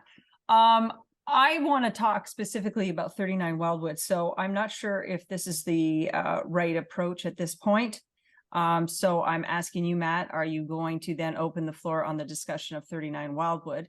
Before I yield to your answer on that, I have put together excerpts from the Board of Health meetings with respect to rock ledge assurances made by both the engineers and Mr. Rosa personally, and the requests that the rest of you asked of him, with noting of whether they are in the minutes. And I can provide you with that either now by sharing it, or at another date to help you in preparing that letter to Mr. Rosa. But I have some other comments as well about 39 Wildwood, but I'm not sure if we're at that point in the meeting yet. So I think for the first question, we will pull those we'll go back to the video and the transcripts and the minutes ourselves. We're happy to do that. I don't think we need you to provide it. We can just go back to the video and see it. As for the other comments, I think the issue on the agenda is process issues related to 39 Wildwood. So I think you should feel free to share your comments now. Okay, thank you. In those Board of Health minutes, you will see that Mr. Rosa's engineer suggested that all the ledge needed to be removed from the site so the manganese particles aren't brought back into the soil. We all recognize that those were issues. Mr. Rosa also made a personal assurance that he would remove the rock ledge daily as best he could. Obviously, some circumstances might arise that it might not always happen daily, but that he would tarp effectively to avoid the transmission of the particles through the bedrock into the aquifer and into our wells. I have documented, along with a number of other neighbors, every single day since he started drilling, which is over 3 weeks ago. And there is significant rock ledge that is exposed and has been exposed during multiple rain events. As you know, we've had a very rainy fall. As you can see from the picture on my Zoom, that is the type of rock ledge that has been left exposed. And we continue to have rain all this weekend. It continues to be exposed. None of it has been removed in quite a little while. So yes, your letter is really important to Mr. Rosa, to signal to him that he failed to meet his assurances to the board, which you were hopeful would protect us as homeowners and protect our water. And now that horse is out of the barn, he totally disregarded it. He didn't even advise us when he was starting to drill, even though he assured us that he would try to do so if we gave him his emails. He had them, he didn't do it. So, you know, this goes back to the whole issue of how do we protect the groundwater, which Jennifer has raised, of the entire town. We don't know where this groundwater is going to go. We have clear and convincing evidence that Mark Dershowitz's 33 Wildwood, which is now owned by Carmen and Gary Ng, that he has tested multiple times over 20 years, no evidence of manganese or minimal manganese. We have the ETR test in June, showed non-detected. And now we have 3 months later, with all this open drilling and transparent transmission of all this water carrying these particles, we have a high level of manganese, which is a danger to his family. And many of our neighbors are concerned, how do we protect our most vulnerable? We have multiple families with children, infants, we have older people, we have immune suppressed people. And I understand what you're telling me about the regulations and your inability to do something. But I think the mandate of the Board of Health has to be to protect the groundwater and the citizens. And if our only recourse is civil litigation, the horse is out of the barn every single time. We have to pursue him. We have to spend all of our own private money. We have to put in our own filter systems, and we have to monitor them. How often? Like, Daryl, you're right about our ability to test, but if I test this morning, the groundwater filtrates this afternoon, I could have contamination this evening, and I won't even know it. Am I supposed to spend $250 every single day to make sure that I don't have contaminated water? And, you know, I put in a filtration system, $2,000 minimum. It's an incredibly big hardship for a lot of our residents. And I'm worried about all those people who aren't aware of the ability to test, how to test, when to test, and to put in filtration systems are not able to. So I'm not trying to hurt Mr. Rose's ability to build his house. He's entitled to that. I want him in this neighborhood. He's entitled to that. I just don't want him damaging our groundwater to the detriment of the rest of us. And so that's why we are all so concerned about this. And, you know, regulations would be great, but we would love to see that the Board of Health doesn't allow this kind of permit to be passed in the future for the exact reason that, you know, we are sitting here today. Contamination has started. Bill, thank you. Thank you. I think the next comment was from George Morgan. Yes. Go I know we put in a new well back in 07, and I was aware at the time, as it was explained to me, that a new well being drilled is required to pass certain levels of content before it can be certified as safe for homeowner use. Now, as it happened, the driller who drilled the well brought in a brand new rig, and some of the oil from the shafts contaminated the water, and it took a while for that to bleed off. But we did finally, after several months, get a series of results that showed that, yes, the water was safe. Now, this well on top of 39 Wildwood is currently being drilled. There will come a time when presumably that drilling will cease, and a well sample must be taken in order to certify that well as safe. Now, if the neighborhoods to this property are already being contaminated, it is very likely that the water coming up in this well that's actually being drilled on that property at 39 will also show contamination. Now, if that is the case, it is not apparently possible for that well that would be drilled there at 39 itself to be certified as safe, and therefore construction and habitation could not be given a go-ahead. Now, we are at the mercy to this point within this neighborhood of contamination emanating, rolling downhill from this location. But there should be a time, if you're not going to address it now for whatever reasons you submit, where you will have a situation where you must make a determination to certify that well. Now, if it happens that the level of manganese, lead, or whatever else exceeds permissible levels, you must, as Board of Health, not provide an approval for that well. And that being the case, it would seem construction cannot proceed without a viable water source, which must serve not only for drinking, but also for sewerage. Now, it would seem at this point where we're raising questions as to what can the Board of Health do about this situation. Now, you were saying, well, for a whole lot of reasons, you can't do anything right away. However, this well has been going for 3 weeks, and maybe it'll go for another month before we finally hit some kind of water. But in the meantime, it appears that all kinds of crap is being released during this drilling process, and it will still be there by the time this drilling is completed.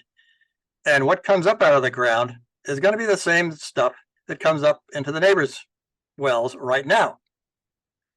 So if you find that at the conclusion of this drilling that this well exceeds permissible limits of contamination, what will the Board of Health do? Mark, would you like to fill in on what's gone on regarding the well at the So property? I actually want to make one, Yes. I was hoping for Mark to give us some clarity, but I want to make one clarifying point. So most of the drilling that's happening right now is not the well, it is removal of bedrock, not related to the well. So I just want to be clear that all the construction activities that we're told are happening, and I say we're told because I haven't personally been there, are related to removal of bedrock, not drilling of the well. Having said that, Mark, it would be great if you could comment on our usual process for the well and what Sure. happens if a well is not approved. By all means. And so for this well that is at 39 Wildwood, it has been drilled. It was tested for the quantity of water as well as the quality. And they are presently approved with a letter from the owner stating he is aware of 2 issues at the well. And the well is considered approved with those 2 conditions.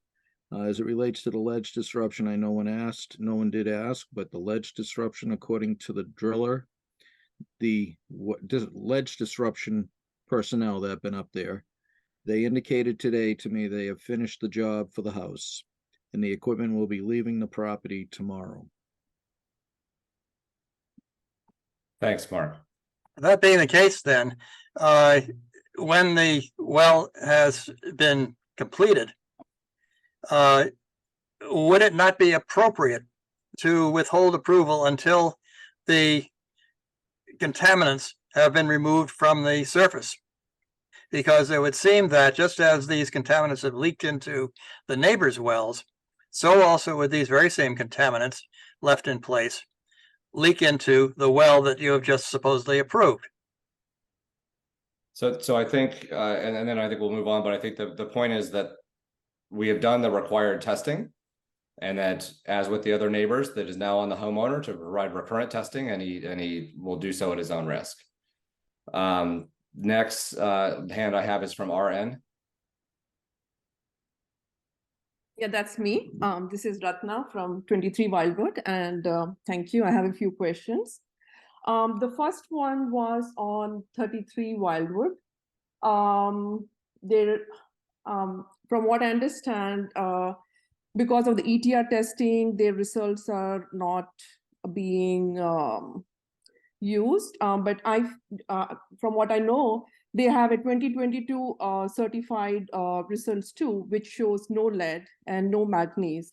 And then they have a test result in June from ETR, and ETR is still ISO certified, and it shows no manganese and no lead.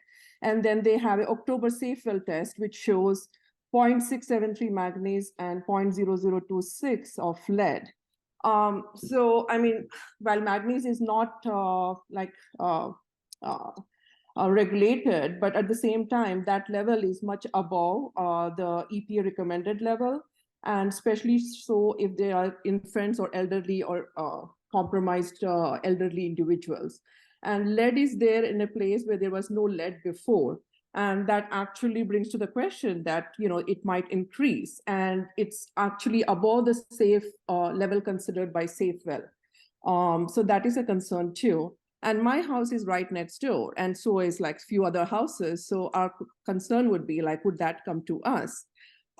So my first question was like, why are their test results not being considered? Like, even if you discount the ETR testing, which I don't think it should be done, they still have like almost 10 years of testing before where there were no heavy metals.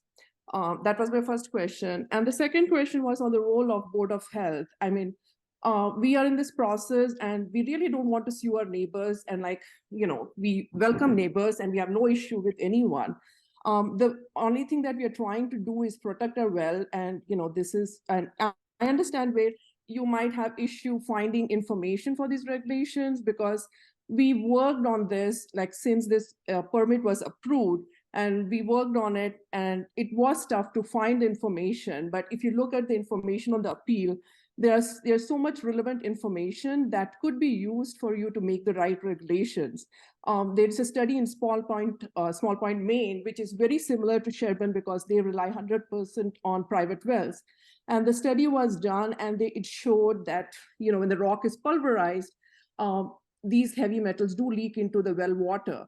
And I don't know if anyone really read the material submitted in the appeal, but there were hundreds of pages that showed like this is a real danger. And there were like experts that vouched for it. So while I understand your issues in coming up with the right regulations, because we have a really unique situation because Sherborn has 100% private wells, and we have bedrock which contains lead, arsenic, manganese, and again, even if manganese is not regulated, when Holliston had high levels of manganese, which was shown by Professor Tim Down's study, who actually gave a testimony for our appeal, they did put the filtration systems for it. So if we were in a public water system, this would be an issue. And on that point, and Jen asked this question, like what if we were regulated by DEP? And we did contact DEP, ATSDR, Department of Public Health, and they all agreed with us that this is an issue. But you know what they all said? They said your Board of Health is your God. I'll put it that way, because they said your Board of Health is the one that will protect you. So you need to go to them and you need to convince them. And that is what we tried to do. I gave you all the information that practically could prove that there is lead in the bedrock. There is, one of the experts said, this is a holding shell for lead. Like this is like this should not be disrupted because the TCL study showed that the lead is contained in the rock. So unless you go there and you pulverize it and you break it and release it to the rain, which is acidic in Massachusetts, that is when this lead will get into the water. Otherwise, it's not going to go anywhere. So there is data in there, and we have history, we have library. 2014, we had buttonball farms where the test wells were drilled, odd numbered houses on Wildwood, they turned black. It turned black for a few months. It was reported to the health agent. I asked about it and I didn't get any information in 2023. Then we have Ardis Flavel. And here I want to bring to the attention, it has been said so many times, that's an old well, and there is no proof that the bedrock disruption really caused her contamination. Okay, but now we are into 2023, and experts who are pro bono, they have no incentive to say otherwise. They have looked at the results, they analyzed it, and what they have said that high levels of manganese that she had, like at 5.58, for example, cannot be just a natural occurrence. And she would have noticed it in all the years that she was leaving if it was at 5.58. It has to be a cause and effect from the disruption that happened. So we have at least 4 instances, and now unfortunately after all this, we have this third instance at 33 Wildwood where we have lead, where for 20 years we don't have lead. We have manganese at 0.65, whatever, where there was no manganese. I mean, it was at 0.0001, whatever. So, and at that level, and I have a lot of studies which I've submitted to you, it is still dangerous for kids. And the reason I put so much— Rana, I don't mean to interrupt, but you have— I understand. I just want to make sure that I understand. Rana, I'm going to let you keep going. I just want to ask a question. Yeah. So you have submitted all this. We have reviewed all this previously. I want to know if there's a question you have for us tonight, because this is all information that you sent to us. I have 4 questions. Yes, thank you. And I'm sorry if I took too much time, but I have spent months on this, and I just— No, I understand. I'm just trying to keep track of what the questions are in my mind. So just could you let us know what the questions are? Absolutely. One, my first question is the 33 Wildwood test results. Why are we not giving it that much importance as it should be? Number 2 is on the regulations. We have given you a lot of materials. We will work with you. We as a town need to work together. And again, like, it's not against Board of Health. It's not against anyone. It's just protecting our water. There are kids here. There are babies here. And we cannot, I mean, as concerned individuals, just say, oh, we did a job and the kid got poisoned, so what? So I don't think anyone's trying to do that. So what's the no, next I'm question? just saying, and let me finish my question. So the first one was on the 33 Wildwood. The second one was on the regulations, like, you know, are we going to do anything on the regulations going forward? On that point, I want to quickly point out, which was not given any attention, Professor Tim Downs from Clark University, he's willing to come here. He was there on the appeal day, and he's willing to come here, do a study, work with the town, come up with something. So, I mean, as Board of Health, I mean, we will work as volunteers, but this should be something that, you know, the Board of Health should be paying attention to. And number three, as Paige said, she has put together a chart of all the on-site mitigation efforts that the, you know, builder was going to do. Some of them, like even the attorney said, you know, that the rock would be taken out every day. And these were all given on the Board of Health during the appeal before the permit was approved. So in which case, I mean, all these assurances are made, but what is the point of, you know, even talking or even these assurances if the Board of Health is not going to follow through? One of the follow-through points was the health agent would be invited once in a while to check what is happening. And of course, it's a good faith measure, understood. And when the drilling started, one of us actually sent the video saying, well, the rocks are not being taken out. So there should have been something from, I mean, I understand it's not written in the regulation, but at least the Board of Health could have sent someone and say, hey, you know, because the builder doesn't know any better, or maybe knows, who knows. But anyway, it's not the builder's fault. It's not at all the builder's fault. The Board of Health needs to step in. So these are my questions. Okay, so to take those through, I'll do my best and others can chime in. So first, for the question of the test results, I think that the bottom line here is that there is no action for the board to take on those test results. And so it's not that they weren't considered. It's that what we would advise is that we not rely on a decertified lab. But in the end, there's no action that the board has the authority to take based on those test results. And so therefore, it's not that they were ignored, it's that there's nothing we can do with them. Our advice would be, if you are attempting to sort of do something with those results, that use a certified lab. And that's sort of as far as we can go with that. The second question is what's going to happen on the regulations. And so going forward, I think many on the board would be open to revising this regulation. And we just finished one round of regulatory review, and regulatory review is continuous. And I think as soon as we move forward with that, I think you know, we're happy to bring forth any additional evidence we can to try to strengthen this regulation. And that's fine. It won't affect the current situation. We can't change the regulation to affect this situation. When the regulation was written in 2019, and I will point out that prior to 2019, bedrock disruption could occur anywhere without notification in town. And so that was a step forward.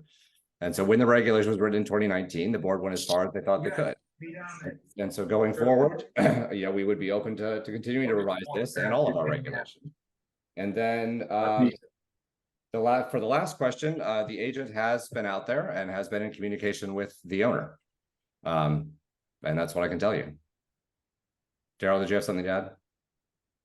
Yeah, so I was just going to also say, Mark has been out there on multiple occasions and reviewing conditions and discussing it.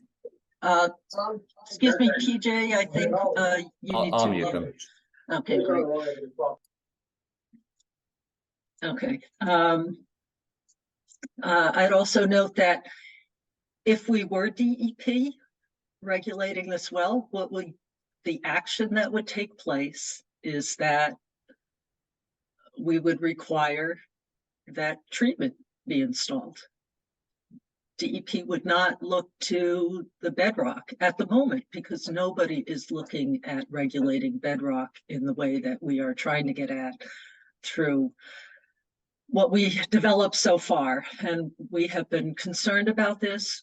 We understand the hazards of manganese. We would not have this regulation if not for our concern about it, and to try to address it in the way that we could support with the scientific information that we had available to us. Obviously, we were driven to see the link between what happened at Town Hall. And by the way, DEP did not intervene to stop the bedrock disruption, and what they required of actions at the well had nothing to do with the bedrock disruption and the manganese. It was other issues with the layout of the water supply system relative to other features in town. So completely different matter. But we took the experience that artist Flavel had extremely seriously, and that's when we started researching how could we address this. So we are completely concerned. We do not want contamination to happen, and we're working on it. And it's great, as I've said before, it's great that people are interested in this. There are many fronts we need to address on protecting groundwater within the town, and the more people who can join us in what we work on all the time, the better for us, and the stronger the Board of Health will be. Rebecca, you had your hand up. Go ahead. Yeah, I'm reading Mass General Laws CMR 105, Section 500.206. Order to cease and desist. A licensee or permit holder is operating in a manner that may pose an imminent danger to the public health. We, the Board of Health, have the jurisdiction to write a cease and desist order. We have evidence that there was complete absence of heavy metals in the water over multiple years from the previous homeowner. Currently, although it could be a decertified lab, I don't know if there is a lab with valuable or completely 100% reliable information, but a 14-fold increase is not zero. We're not talking about fractions. We're talking about 14-fold greater than the drinking water threshold levels of manganese, and lead is rising. It was zero before, not detectable, and now there is lead. I don't think that it's true that we cannot do anything. I think we need to have a desire to do something, and I do think this is important enough that we can halt construction activities if the board agrees that it's worth investigating whether this is dangerous for more than just the immediate abutters. I think if lead is being released into the aquifer, that's very serious. And I think we need to get some advice from the DEP more than perhaps what you've done. I'd be glad to talk to people too. I would like to get more information. I think we have a responsibility to do something. Daryl, go ahead. I recall during the permit discussions and the appeal hearing that on a number of occasions, a prior homeowner mentioned that they had had manganese detected in their water for years. And that's the same home that is showing manganese now. So I think we probably shouldn't speculate on that at this point. Okay. I mean, we don't have the test results in front of us. I don't No, want to. and actually, so right, I should not have gone down that path because that's an incredibly difficult science complexity. But I hear you referring, Rebecca, to, we have this information, we have evidence, we have very little information. So maybe there's more data out there. Jennifer mentioned that she's got years worth of data. I'm assuming that some of the residents here did the baseline testing prior to this activity. And I think we received word that there's also folks who are doing testing again. That'll provide more data. Again, it's still outside our jurisdiction. So that's part of the problem, but it will perhaps help in some other arena. Well, we gave the permit for the ledge disruption and we wrote the regulation, and I proposed that we put money, have the developer put monies aside as to help remediation if something like this were to happen, and that was voted down 4-1. So I don't think there's nothing we can do. We can take precautions and we can potentially put a cease and desist order, because if it's true that there's lead and manganese and arsenic in this ledge, we should not be continuing to pulverize it. Okay, so Mark had a comment to make? Yes, if I may, I did some file research on what we have for past water reports for 33 Wildwood. We have one from 1995. That was done for a well deepening. We have one that was done with ETR Labs, so that one cannot be valid. We have one from the group that's called RCAP, and that well report does not indicate if the water was tested prior to the filter or post filter, so I don't know that. And that's all we have. So if there are other reports, please provide them to the Board of Health for our records. That would be great, so we can review them. Although I would further say that there still is not much we can take in the way of action. Understandable. I just want people to Right. know that we only have 3 reports prior to the most recent report submitted by Mr. Gary. And so that's all we have on file. If there's other reports that can be forwarded to our department, I would be What's the glad to date of accept the them. most recent test, Mark? I don't have the recent dates, but they were within the last year. 2022, I think RCAP did that test. I believe the one that was from ETR, I don't have the date, but that's readily available. And that's it. In 1995 was when they deepened the well. And that's all we have on file. Was there anything detected? So I think I just want to back up for a moment here. Okay, I sure. think we've Just sort of wanna several let you times know. said that there's no action we can take on these things right now. So I think Rebecca, the point that Rebecca's brought up is, can we issue a cease and desist? I think the rest of the board would argue no, because we issued a permit because of the limitations of our permit regulations.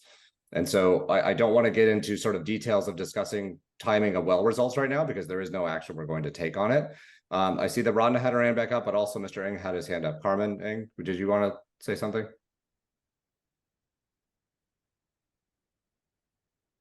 Hi, I am the current resident in 33 Wildwood, and I just moved here about a month and a half ago, and I just found out this problem also a month ago when they started the drilling.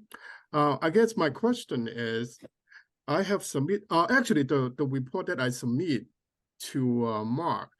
There is another report that was done on 2022 by Massachusetts, Commonwealth of Massachusetts. And I don't, that report wasn't mentioned earlier. But it was show no manganese and lead on anything, or pH level is fine. It also showed that too. But my question is actually, I went to the health department and spoke to Mark last week. And I presented him the picture and evidence of the safety measure wasn't carried out. And I understand those are the minimum requirement, to minimize the hazard. So Mr. Rosa understand and agree with that. And the health department also understand those safety measure is crucial to minimize the hazard. Those are the word you were using in the minutes on the health department meeting.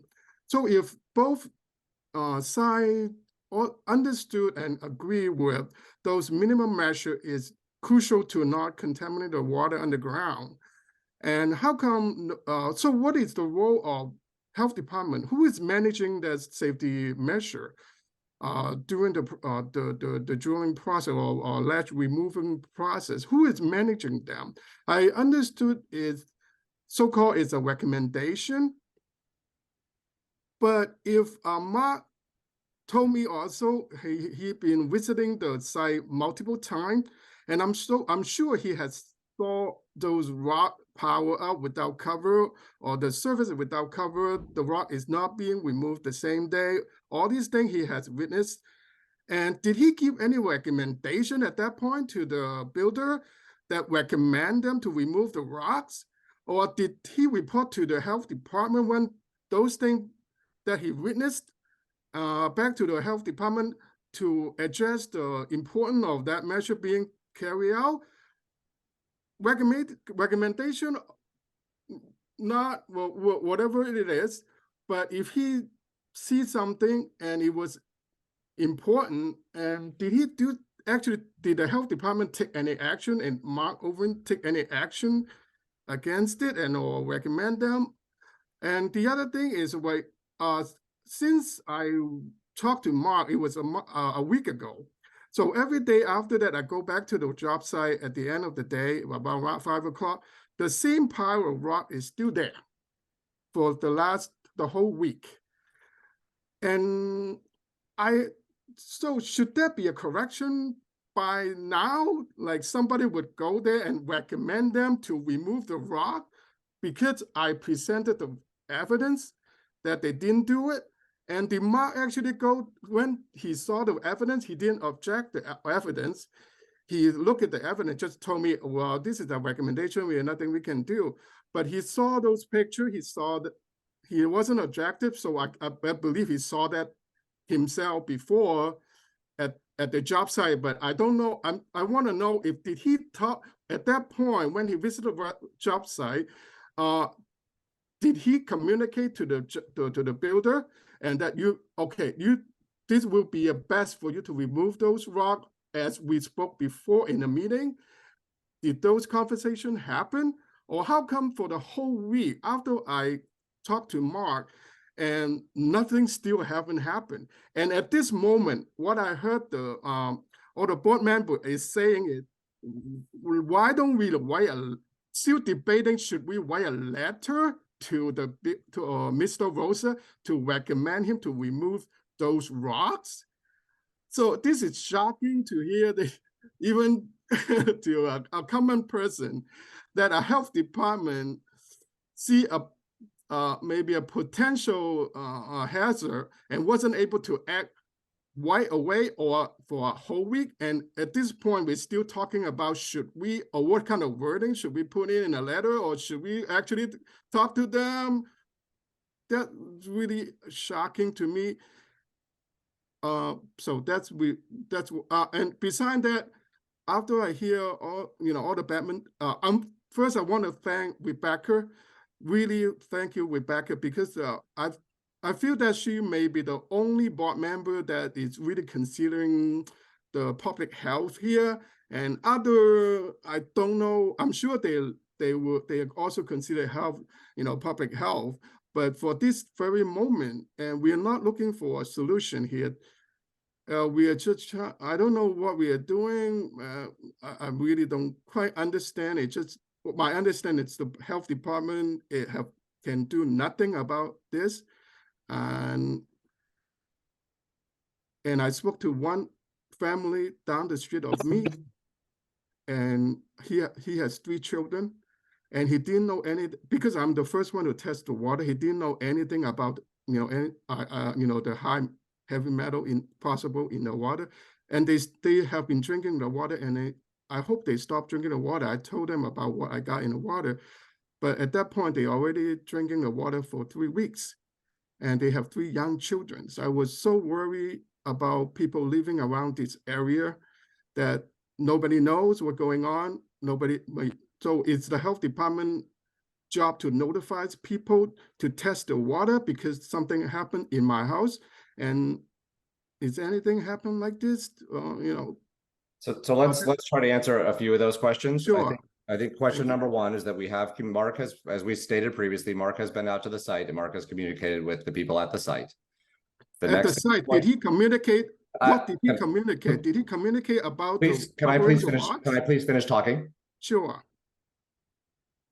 I thought you stopped, so I'm so sorry. I thought you stopped, so that's why. I will finish talking. Sure, absolutely. He has communicated with the site our recommendations. We communicated in an open meeting our recommendations. None of these are requirements. As a result, we can tell them that they don't have to do it. They're not breaking any regulations. They're not breaking any laws. And so that's all we can do at this point in time. Sorry, go ahead. Go ahead, sorry. As part of this process, neighbors within the defined radius were notified that this was going to be going on. That is our regulation. It requires notification of abutters, and they were notified appropriately. And so that's as part of the process for issuing the permit. And so that has happened. And that's where we are right now. And that's what we can do. And our discussion of the wording of a letter is important because we want to make sure we're doing this correctly. And our discussion of deciding the best process is about following open meeting law and ensuring that we don't have sort of discussions outside of an open meeting among a majority of the board. And so that's what a lot of that discussion was about the process. was to ensure we're following the law in what we do. And so that's where we are right now. And I think that I would assure you that all of us on this board care about public health. And I would assure that all of us also ensure about fairness and following our regulations and updating our regulations as we can. And so that's what we've been working on. I see Ratna has raised her hand again. I think we do need to start wrapping this up, but go ahead, Ratna. Yeah, I'll be real quick. 2 or 3 points. One, I guess like what I understand is the construction. I mean, the drilling has stopped, so the emphasis would be just on the removal of the exposed rock all around, which is good for all parties. And at least it will stop further contamination because there is supposed to be heavy rains coming over the weekend. And it was mentioned in all 3 Board of Health meetings by the attorney and the engineer that he would be removing rock on a daily basis. So that's where the board, I think, should put the emphasis at this point, and that will help everyone. And quick follow-up on Mark Orum's question on, I think, 33 Wildwood's 2022 results. From what I understand, there was no filtration system at that point, so that is not a filtered water that is there. But I'm sure Gary can provide all the information, including previous years, in a follow-up email, maybe tomorrow. All right, thank you. Mm-hmm. All right, so I think with that, we can end discussion on this. I think it's ranged a little bit beyond process, but hopefully we've clarified what our process is and what our process for regulations is going forward. And so I will pull up my agenda in one moment here and we can see what's left on our discussion. All right. So I think things we still have to address are, Rebecca, you had proposed adding to this meeting a discussion of regulations regarding well water testing for renters. Have you drafted something for that? I proposed a 1-sentence amendment to our existing regulation requiring homeowners who have a rental unit attached to their well be required to submit annual testing for the renters, as well as to be used at the change of rental. Okay. If you could put something in writing and give it out to us, then I think we're all happy to review it and go through our process. But I think we need to see something written down. Okay, I will do that. I've been out of the country. Thanks. Okay, thanks. And then Daryl, I think the last item then is the comments on the changes to the 40B. You're muted, Daryl.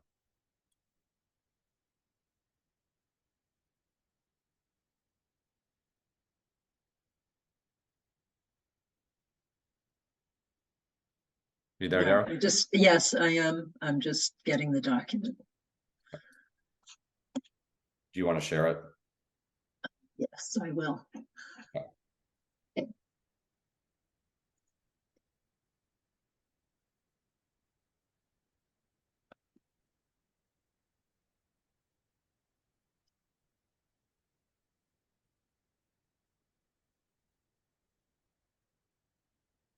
Okay, are you seeing that? Yep. Great. Okay, so really the new text starts right here. So I'll let you read that, or I could read it out loud. Let me make it a little bigger too.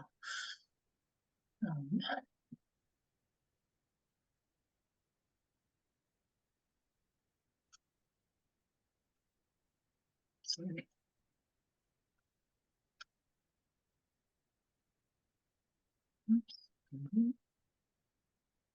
That's good, right there. All right. And so I'll give a minute for everybody to read. So I guess my understanding of this is that it effectively reverts more control to the local conservation commission in the approval of 40B projects. Yes, yes. And where I see this as being important is we always recognize that wetlands, surface waters, normally we're dealing with groundwater, but we do acknowledge that wetlands and surface waters have bearing on groundwater quality as well. And given that it covers all of them, I would be inclined to express support for this. Nothing elaborate, just that we are supportive of this. Yeah, I would agree. then- I think that it makes sense for us to just state that we as a board are in favor of this. So do we have a motion to submit online testimony prior to October 24th, just indicating that the Sherborn Board of Health is supportive of the proposed amendment? So moved. Seconded. Any Any- other comments? Matt Hearing Beavers. none? I said aye. Diana Hook, aye. Rebecca Honeywell, aye. Darrell Beardsley, aye. All right, great. I forgot to show something earlier. Connected with questions that we had received about information, although maybe this is something that we should post. I would say, I just wanted to highlight that this fact sheet about manganese exists on the DEP website. And it has information, health effects, secondary contaminant, how to consider infants, limits, some other questions here, cooking, brushing teeth, bathing, washing. So I recommend that people take a look at that. yeah, that is helpful because we did have some questions about that. And that's from the Mass DEP. Yes. All right. Okay. I think the last thing to do, I think I've covered everything, is just to revisit the agenda for the first. As noted, we have 3 variance hearings. We have a recurrent discussion of the heritage. Rebecca, do you think you might have draft language of that amendment by then? Yes. Okay, so let's put that on the agenda, and if you could submit it ahead of time so we can review it, that would be helpful. Sure, thanks. Anything else for that meeting? Sounds like it'll be a full one. All right, with that, I would make a motion to adjourn. Do I have a So second? moved. Or wait, a move. Second. Matt Beavers, aye. Diana Hook, aye. Rebecca Honeywell, aye. Darrell Beardsley, aye. Thanks, everybody. Good night. Thank you. Everyone.